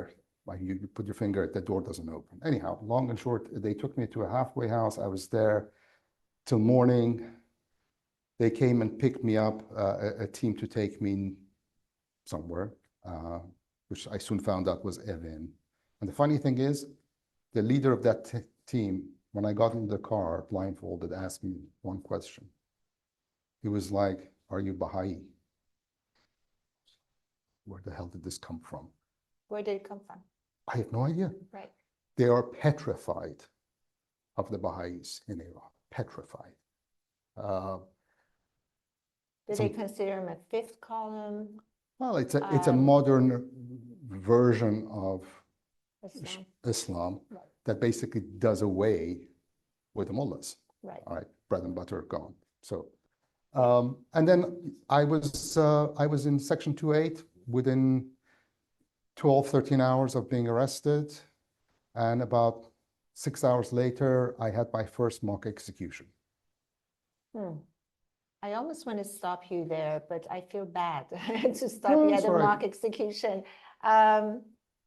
You both considered yourself Americans, am I right? At 12 and 13, Iranian Americans, but you listen to American music, you wore Western clothes. You said in one of your interviews, I think from Middle East Institute, that you insisted on wearing a tie and a suit when you went out onto the street when it was forbidden to do so. Look, I was born an Iranian, Right. but then I chose to become an American as an You were adult. naturalized, yes. You know, that was my choice. So Siamak, how did you cope? I read something you sent me, which I'm still stunned by, but I'd like for you to say it in your words. You're the one who experienced it, about your coping mechanism about when your mom came in to pay your visit, didn't recognize you, and you cracked a joke just to make it lighter for her. What are the 3 people you consulted with every day? Who are they? So about 6 or 7 weeks into my arrest, my mom, who was amazing, I mean, she literally camped out at the prison. There's a courthouse, or the magistrate's office is there. That's actually one of the sites the Israeli bombed during the 12-day war, which always made me think, oh my God, if it was during my incarceration, my mom would have been there and blown up as well.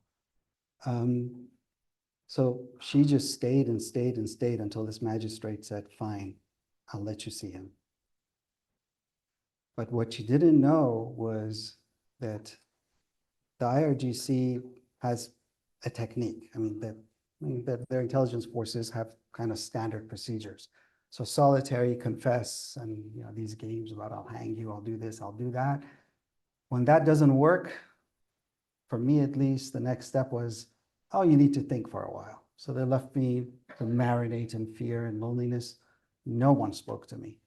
Even the guy who would take me to the yard would just open the door. I didn't hear a word.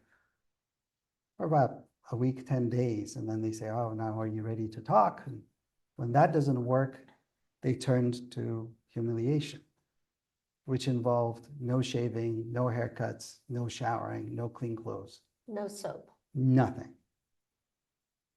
When my mom came in and they took me to see her, there's a visitation room. I'm coming in flanked by all these guys. I get to her this distance. She's looking around, doesn't recognize me. I have a long beard. I stink pretty badly at this point. And then just don't look like myself. So she just scans the room, looks at the guys who bring me, like, what? And then her eyes lock back and start tearing up. So,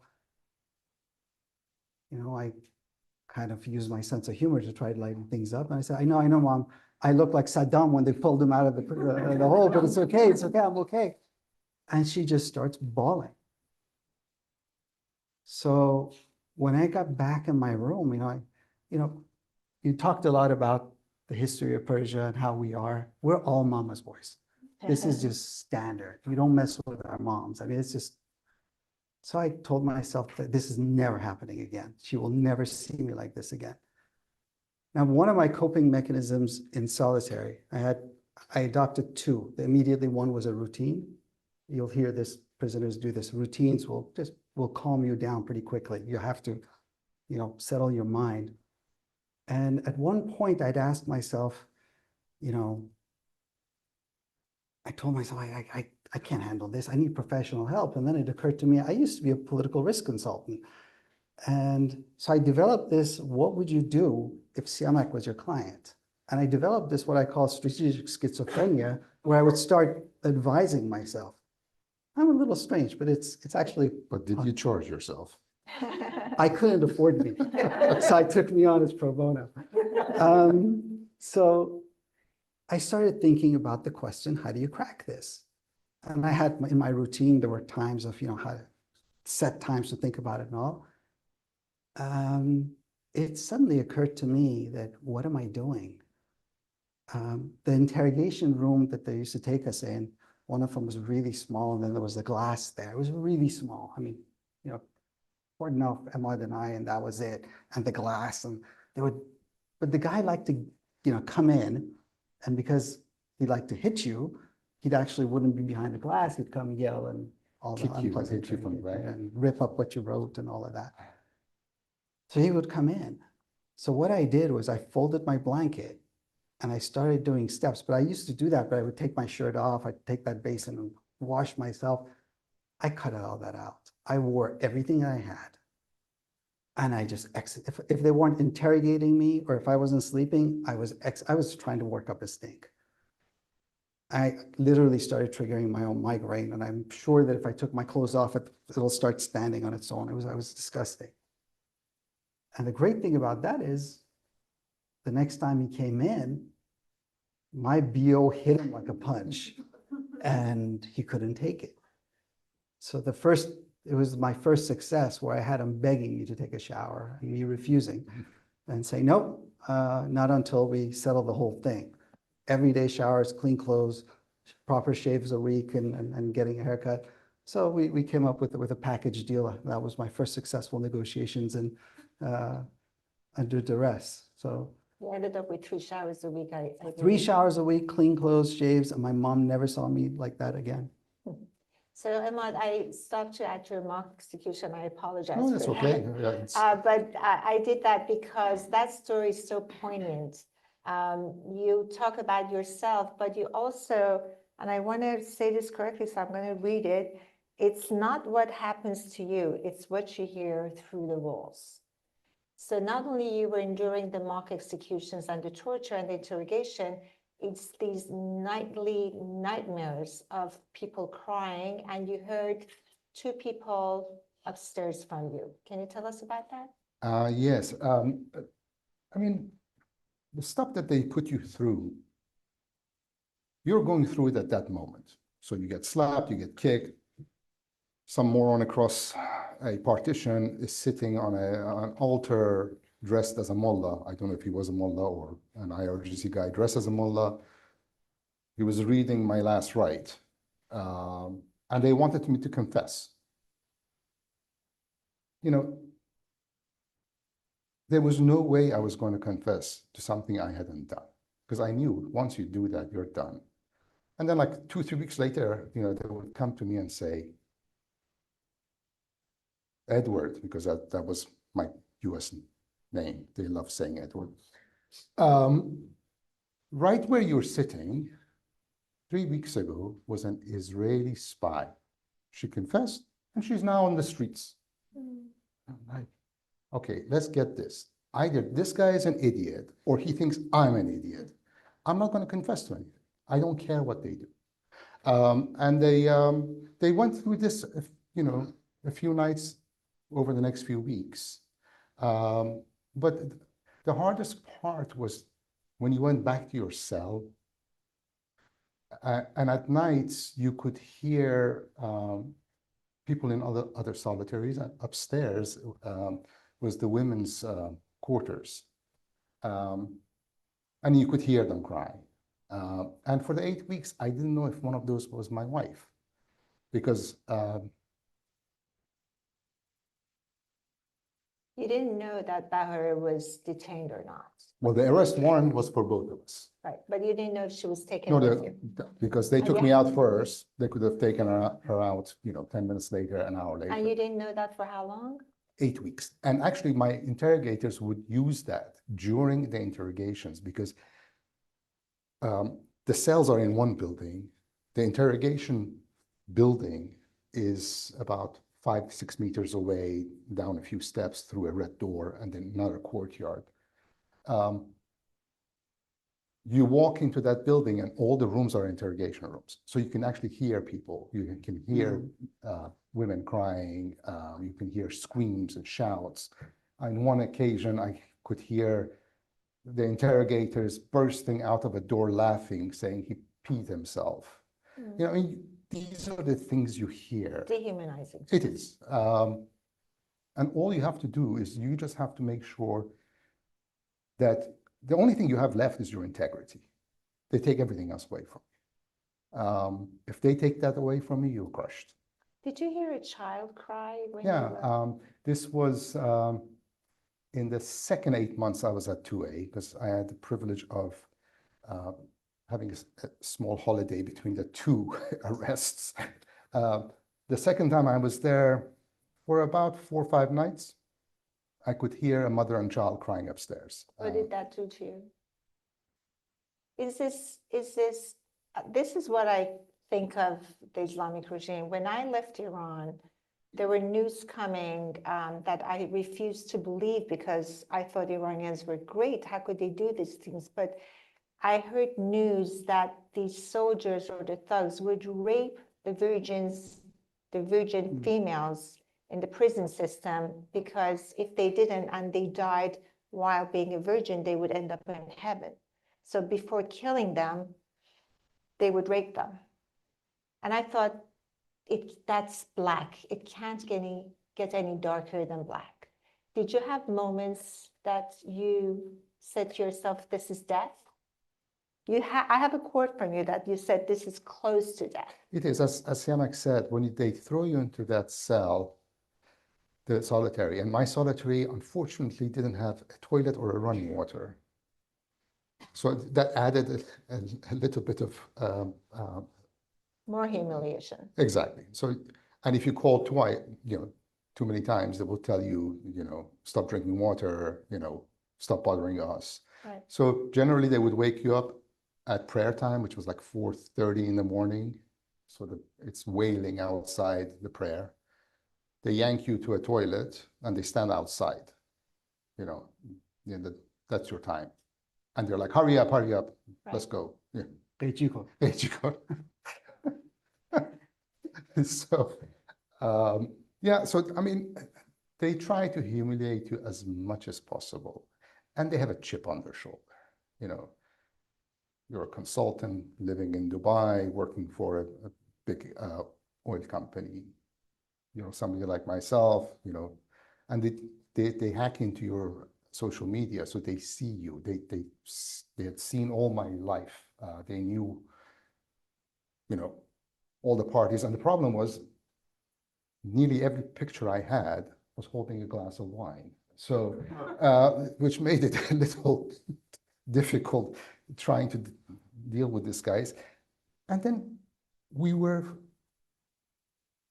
these guys are not Iranian. Yeah, you have here that they're an invasive species. Yeah, I mean, they would say things to me that I just didn't understand. I mean, I've told this to Siamak and some other people. They kept asking me about the occult. And I was like, what makes them think that I'm into occult? Or they would say you were an undercover Jew. So like after 3-4 months of this, I told them, I said, Sayyid, I have difficulty believing in our own religion. And why are you accusing me of being a Jew, an undercover Jew? I don't care. And then they stopped. So there are two incidents that stand out for me. So Mike, this is from a conversation you and I had at my house, that the guy is interrogating you and his phone rings and he picks it up. And then that conversation our conversation extended to a point where you said, this regime is kakistocracy, which I learned from him, which means governance by the worst. And I think, Ahmad, you have a similar saying in that this is a racketeering regime. They fleece you. Yeah. And I'm quoting you on that. Can you tell us about that incident with the phone ringing while the guy is trying to torture you? So I differ with Ahmad on something of saying these guys are not Iranian. I think we, now speaking purely on my Iranian side, have to accept that our society has elements that are different. Now, we know about 85% of the population is against the regime, roughly. That's the number that is pretty commonly agreed upon. What I witnessed was a group. I asked myself something. How can he do that to me? Someone who knows I'm innocent. How can he, Ahmad and I tell you about some of the humiliation. Believe us, there's things that we don't even share with each other. Now, why would he do that? And I would ask them, why do you do this? What the theme that I saw recurring was dehumanization. And it reminded me, my father worked for UNICEF, so I've been in different parts of Africa growing up, and it reminded me of tribalism. The extreme of this is Rwanda. They're cockroaches. It's okay to kill them.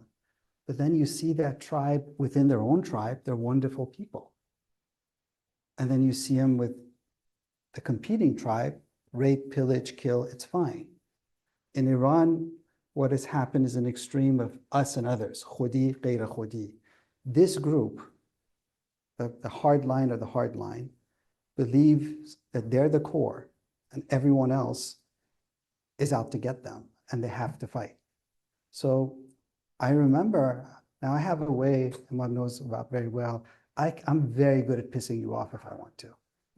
It's a skill. I haven't figured out how to monetize it, but it's there. I'll work for you. Thank you. No, but you know, so I would try to get under their skin to understand what's going on. You know, you piss them off, you take them off guard, and you have them speak.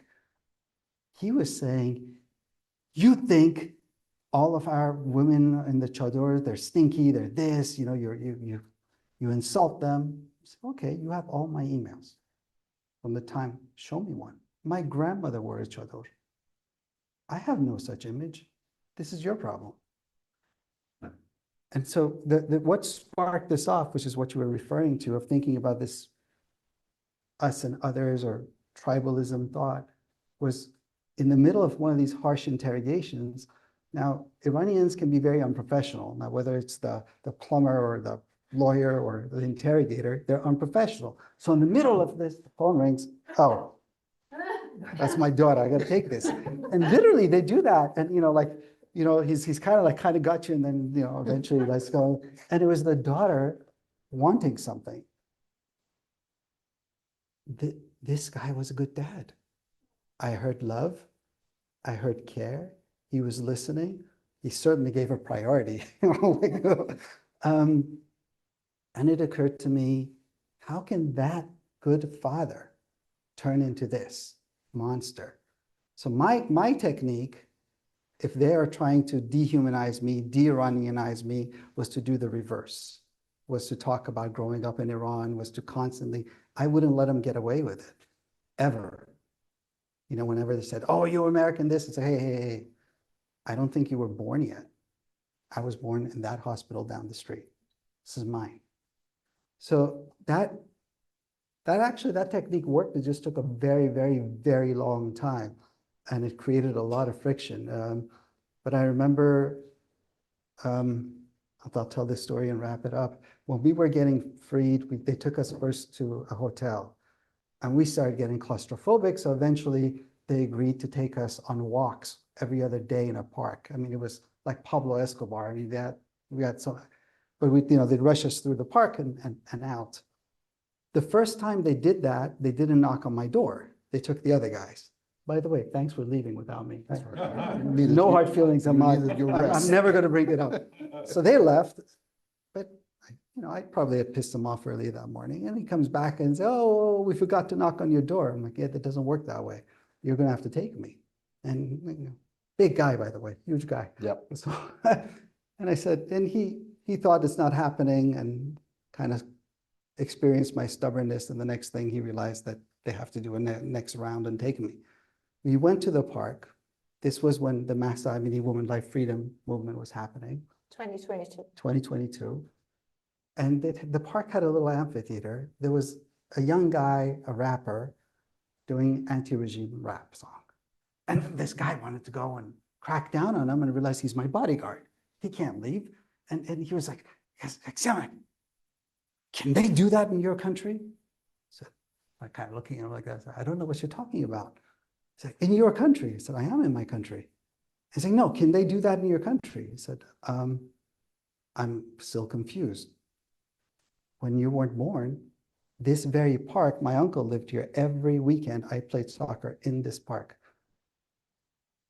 I know every inch of it. I was born a 15-minute walk from here. What are you talking about? I said, no, I meant in the States. I said, no, you're going to stop and you're going to acknowledge that I'm Iranian.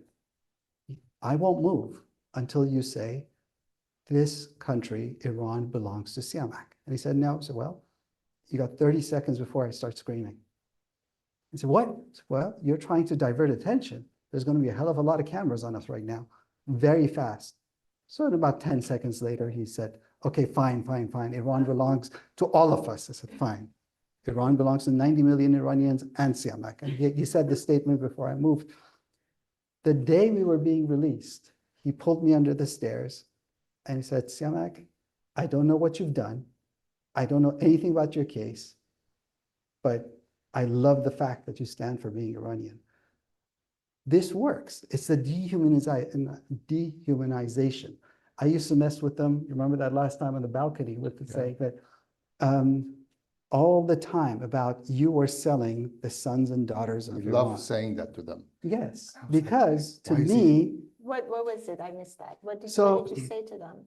You were selling? I'll promise Yeah, I last need story. to, I need to move on. The last night before we went, Emad has a bad habit. I accompanied him of smoking a cigarette on the balcony. So it wasn't me. Anyway, so they would have to open the fire escape for us to do that. And the poor guy, I mean, we were living with these guys for 6 weeks, or our babysitters. Honestly, that team was the care team. They weren't the interrogation team. And he said, Mr. Siamak, I hope, you're okay and, everything's fine. And I said, yeah, I'm fine. I'm just really worried about you. And he said, you're worried about me? Why are you worried about me? I said, well, in this 6 weeks, unprofessional guys, they didn't have babysitters. So there were times their kids were running around, including this guy's kid. He said, you're a nice guy. I saw your kid and everything. And I think I'm getting freed and this mess is over. But someday your kid's going to grow up and say, Dad, were you involved in the sale of Iranians? How could you sell Iranians? And he said, I'm not involved in your case. And I would tell him, well, I'm the worst human being ever existed. Hitler, Stalin, Saddam, wrap them up. They won't add up to my little finger. But I want to know which bastard, starting from your supreme leader to the head of your organization, is allowed to exchange me, sell me, throw me out of this country for money. If I was a spy, execute me. Who can do this? You understand, you're part of this. You're the delivery guy. You're a nice guy, but you're part of this gog. And he was having a very hard time. And Emma was saying, why are you giving him a hard time? I said, because he has to think about his personal actions. Everyone involved in my case had to hear this lecture in one form or the other. And it used to stress him out. I really stressed out. Ahmad, I want to dial this conversation back a little bit. So Gary Kasparov, who is a friend of a friend, has a famous saying. He says that every country has its own mafias. Iran is the only mafia with its own country.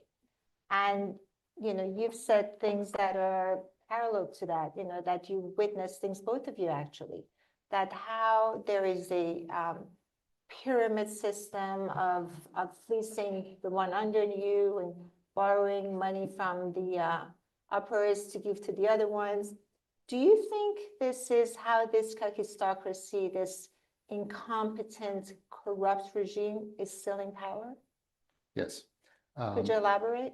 Yeah, I think the supreme leader, the late supreme leader, had set, during his 37-8 years, has set groups of different mafias around him. Everybody had a stake in stealing. That's in the government's section. So the IRGC is made up of multiple gangs. Each they have their own territory where they make money. The bonyads are the same. And when it comes to private business, in Iran, we have a different form of guillotine. The French one drops from the top to the bottom. The Iranian one is at a certain distance from the ground and it spins this way. So if your business gets big, you grow and it cuts you off. So I got to see a lot of businessmen coming into Section 2A. And the funny thing was, on my first stint at Section 2A, I had been arrested as a spy. I spent 6 nights in solitary. And then this poor bastard comes in who's running a petrochemical company, who owns 3 petrochemical companies, and he had spent 3 months. He paid $15 million in his bond, and he was released. So the IRGC's intelligence agency is a racketeering firm. Right. Do you know how he gave the money to the regime? Is it cryptocurrency? Is it cash? Is it transfer of funds to an account in Dubai or Switzerland? I was not privy to that because when that transaction took place, he was already out. He only spent, I think, a week or 10 days in the general ward, and then he left with some of his partners. But this wasn't just the only incident. I mean, there were a sugar manufacturing plant in Khuzestan that they brought all these people in. And To extract money from them in order That to whole relist thing them. is, yeah, it's, that's, they were stealing from this way, they were saying. exactly. It was, Racketeering. The whole thing is yeah, messed. it's Half that rotten to the core. So I want to, I think we're running out of time. We have to go to Q&A soon, right, Ken? I'm not sure how much time we have. But the last question from me is for both of you. I'm going to leave the MOU questions to the audience. I'm sure they're going to ask you whether you agree with it or not. We touched on it a little bit on the panel before this. You have written that you were so used to being 8 years by yourself that when you were released, you had to put an alarm clock to remind you to leave your house. There were days that would go by and you were not aware that you hadn't left the house. And you, Ahmad, even though I haven't read anything like this from you, I just see how emotional you got when you didn't know your wife on the stage, you didn't know about her was detained or not detained for 8 years. What are some battle scars that you carry that we can't see that you're comfortable sharing? You go first. I know it's a difficult You know, question. You don't have to No, answer it no, if you don't I want will- to. Will answer it. I think it's only fair. But before I answer that, please, let me just say one thing. And it's to do with this IOU that we've given Iran. Right. Oh, sorry, MOU. No, but I like the IOU. I yeah, asked you to repeat it here, yes. But I wish somewhere in that there was just one sentence or two sentences to say, get Kamran Hekmati Right. out, get Reza Valizadeh out. Or if you're holding and not allowing Americans to leave Iran, let them go before any of these other 14 points can be implemented. I agree. Thank you for bringing that up. On the heels of that comment, I have a question. It's a quick question. The State Department does not release the name of the detainees. The only two we know for sure is Hekmati and Valizadeh. Do you think that's bad practice or good practice? I generally think that the names should be publicized because that way their families can put pressure on the State Department. Was that your case? Your names were publicized? We did both. Yeah. For the first 2.5 years, we kept our mouth shut. Nothing changed. I ended up Right. getting 10 years anyhow. Right. Perhaps had we started that at the beginning, it would have been better. As of January, public record shows that there are 6 Americans that are now entangled in the judiciary of Iran. Right. I venture to say that number is higher. Yeah. About battle scars that we can see. So keeping the emotional part out, what happened to your business? Well, obviously, when you're caught and they've accused you of espionage, the company that hired you in the Netherlands is not going to keep you on a payroll for 5.5 years. So you're unemployed. Correct. And then when you come back, you realize a lot of companies don't want to hire you Because? because you're tainted. You're a damaged product. Does he work for the CIA? Does he not work for the CIA? You're confusing. You're confusing and you're older. Did You the know? State Department or anyone else in the government ever reach out to you to use your knowledge, your experience, the way the courts work, the way the interrogators work, the way the system works? Did anyone reach out to you to use your I knowledge? pushed for it. Right. So several months after I came back, through intermediaries, I pushed for it. Right. I just needed to get my story out there on the table before I forgot it, the details. But I don't think that was the case with.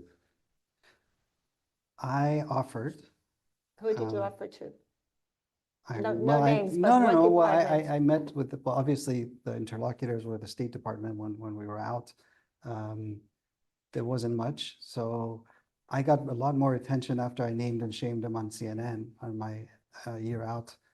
And the next day, the phone of all these people were ignoring me, were calling me and saying, oh, we want to do a debrief. I'm like, yes, you got yelled at, didn't you? Your boss yelled at the CNN thing. Is But it that was, the conversation with Christian Hemsworth? yes, but even after that, it was a very perfunctory interview. The reason I thought it was important and it was a missed opportunity. So 8 years, I spent a lot of time with other people, included, the guys who do the foreign transactions. As he said, once you reach a certain level, it's a mafia game. They take him out just because they want his turf. So, how do you transact money down to the percentages that we're making? I interviewed a lot of people. I offered this to Treasury. I went there and it never came back or any of that. That's fine, but I think the more important part was about how the interrogations go, the techniques they use, and all of that was valuable information that was lost out. So after a year of offering, I said, that's it. I've done a very perfunctory So there's debrief and much more work that we could do. I think it Yeah. should be standard. It should be standard, especially when you're right off of it. Like 3 years out, my memory's not going to be the same of how does this work? Your brain, when you come out, is still in prisoner mode. Right. So when you were saying that, not leaving, I was used to being in a building and not leaving it. So then it was like, wait, why haven't I left? And you start having to change that rhythm. Change that So rhythm thank you around. for that. Thank you, Emma. Thank you very much, to Mike, both of you. If there are any questions from the audience, I think the clock is running to, I can take the questions from online or the audience. No questions? Can I echo So something if there are that no Emma questions, said? yes, please go ahead. It is, whatever you think about the MOU, the deal that's coming, et cetera, the reason I started out telling the story about being left behind is to emphasize, I've seen this. Now, I say that I bridge the political divide in DC because Trump left me behind twice too. So leaving me behind seems to be the only thing Republicans and Democrats could agree on. Look, there's that goodwill of thinking, oh, I'll do this and it'll create momentum. And that momentum, I'm talking to the Iranians, now I can get my prisoners out. Does not work like that. Once you give away your leverage, it's done. Kerry promised me 3 weeks. 3 weeks that took 8 years to deliver. There's a big gap there. This is what we're doing right now to Kamran, to Reza. We hear the number 6 people. I'm pretty sure it's upwards of 12. We're doing this to every single one of them. Now, President Trump likes to boast that his deal is better than Obama's. Obama at least got everyone out except for me. That's fine, but he got a lot of people out. This has to be mentioned. Every meeting with Iranians, where are my detainees? It has to be written. It has to be a cause. You get nothing. Believe me, $24 billion, they'll let go of 10, 12 people. It's a good sum. They learned something because 6 of that 24 billion is money that Iran's money that went to Qatar for us. They got refrozen. So this time they're saying, no. They literally, I've seen the podcast, the filmings of these, they in newscasts, they say, no, we have to do it the way we did it with Obama, cash. So we don't get screwed. But whatever the methodology, this thought about it'll create momentum, I'll get to this, there are more important things. And in the previous panel, we talked about human rights in Iran. If the US president, if the US administration doesn't care about its own innocent Americans in prison, you have to be a complete moron as an Iranian activist in prison to think he cares about you. Thank you. Yes, please go ahead. Thank you very much. I was actually reluctant to ask a question because I wanted to give others a chance, but since no one is asking a question, thank you. First of all, thank you so much for coming forward. I don't know, Ken, do you want me to identify myself again or? Okay. Thank you so much for coming forward, telling your stories so bravely. obviously our hearts go out to what you've been through. We can't even begin to identify with what you've been talking about. I did have the experience of speaking with a former hostage, Moorhead Kennedy, in the original Iran hostage crisis. But what you folks have talked about here today is obviously much more grave, which leads me to the question. The question is, given the current, I hate to use the word leadership, group of thugs, subhuman demons, as I call them, that are currently in power. And I don't even know if we can fully identify who they are. Maybe you know. But the question is, given what you've been through, what do you foresee under the current situation as being the way prisoners are being held and the potential of the government being changed? I know you touched on that a little bit about what levers to push on, but do you see any difference now in what they're going through as opposed to what you went through? I'm sorry, you mean the prisoners, what they're going through? I don't know. Things have changed a lot since the 12-day war and then the January uprising and then this war. What I hear from former prisoners and friends that I talk to is security-wise, in general, the crackdown is a lot harsher than it used to be. So the numbers were terrible last year. They've doubled this year in terms of arrests. So prisons are very overcrowded, and the crackdown is serious. We heard in the last panel, it's very accurate in terms of political executions are skyrocketing, et cetera, et cetera. The one side that wasn't talked about this panel is at the same time, they have really loosened up on the social side. If you look at the videos, and there's some on YouTube, guys go around and show you, different neighborhoods.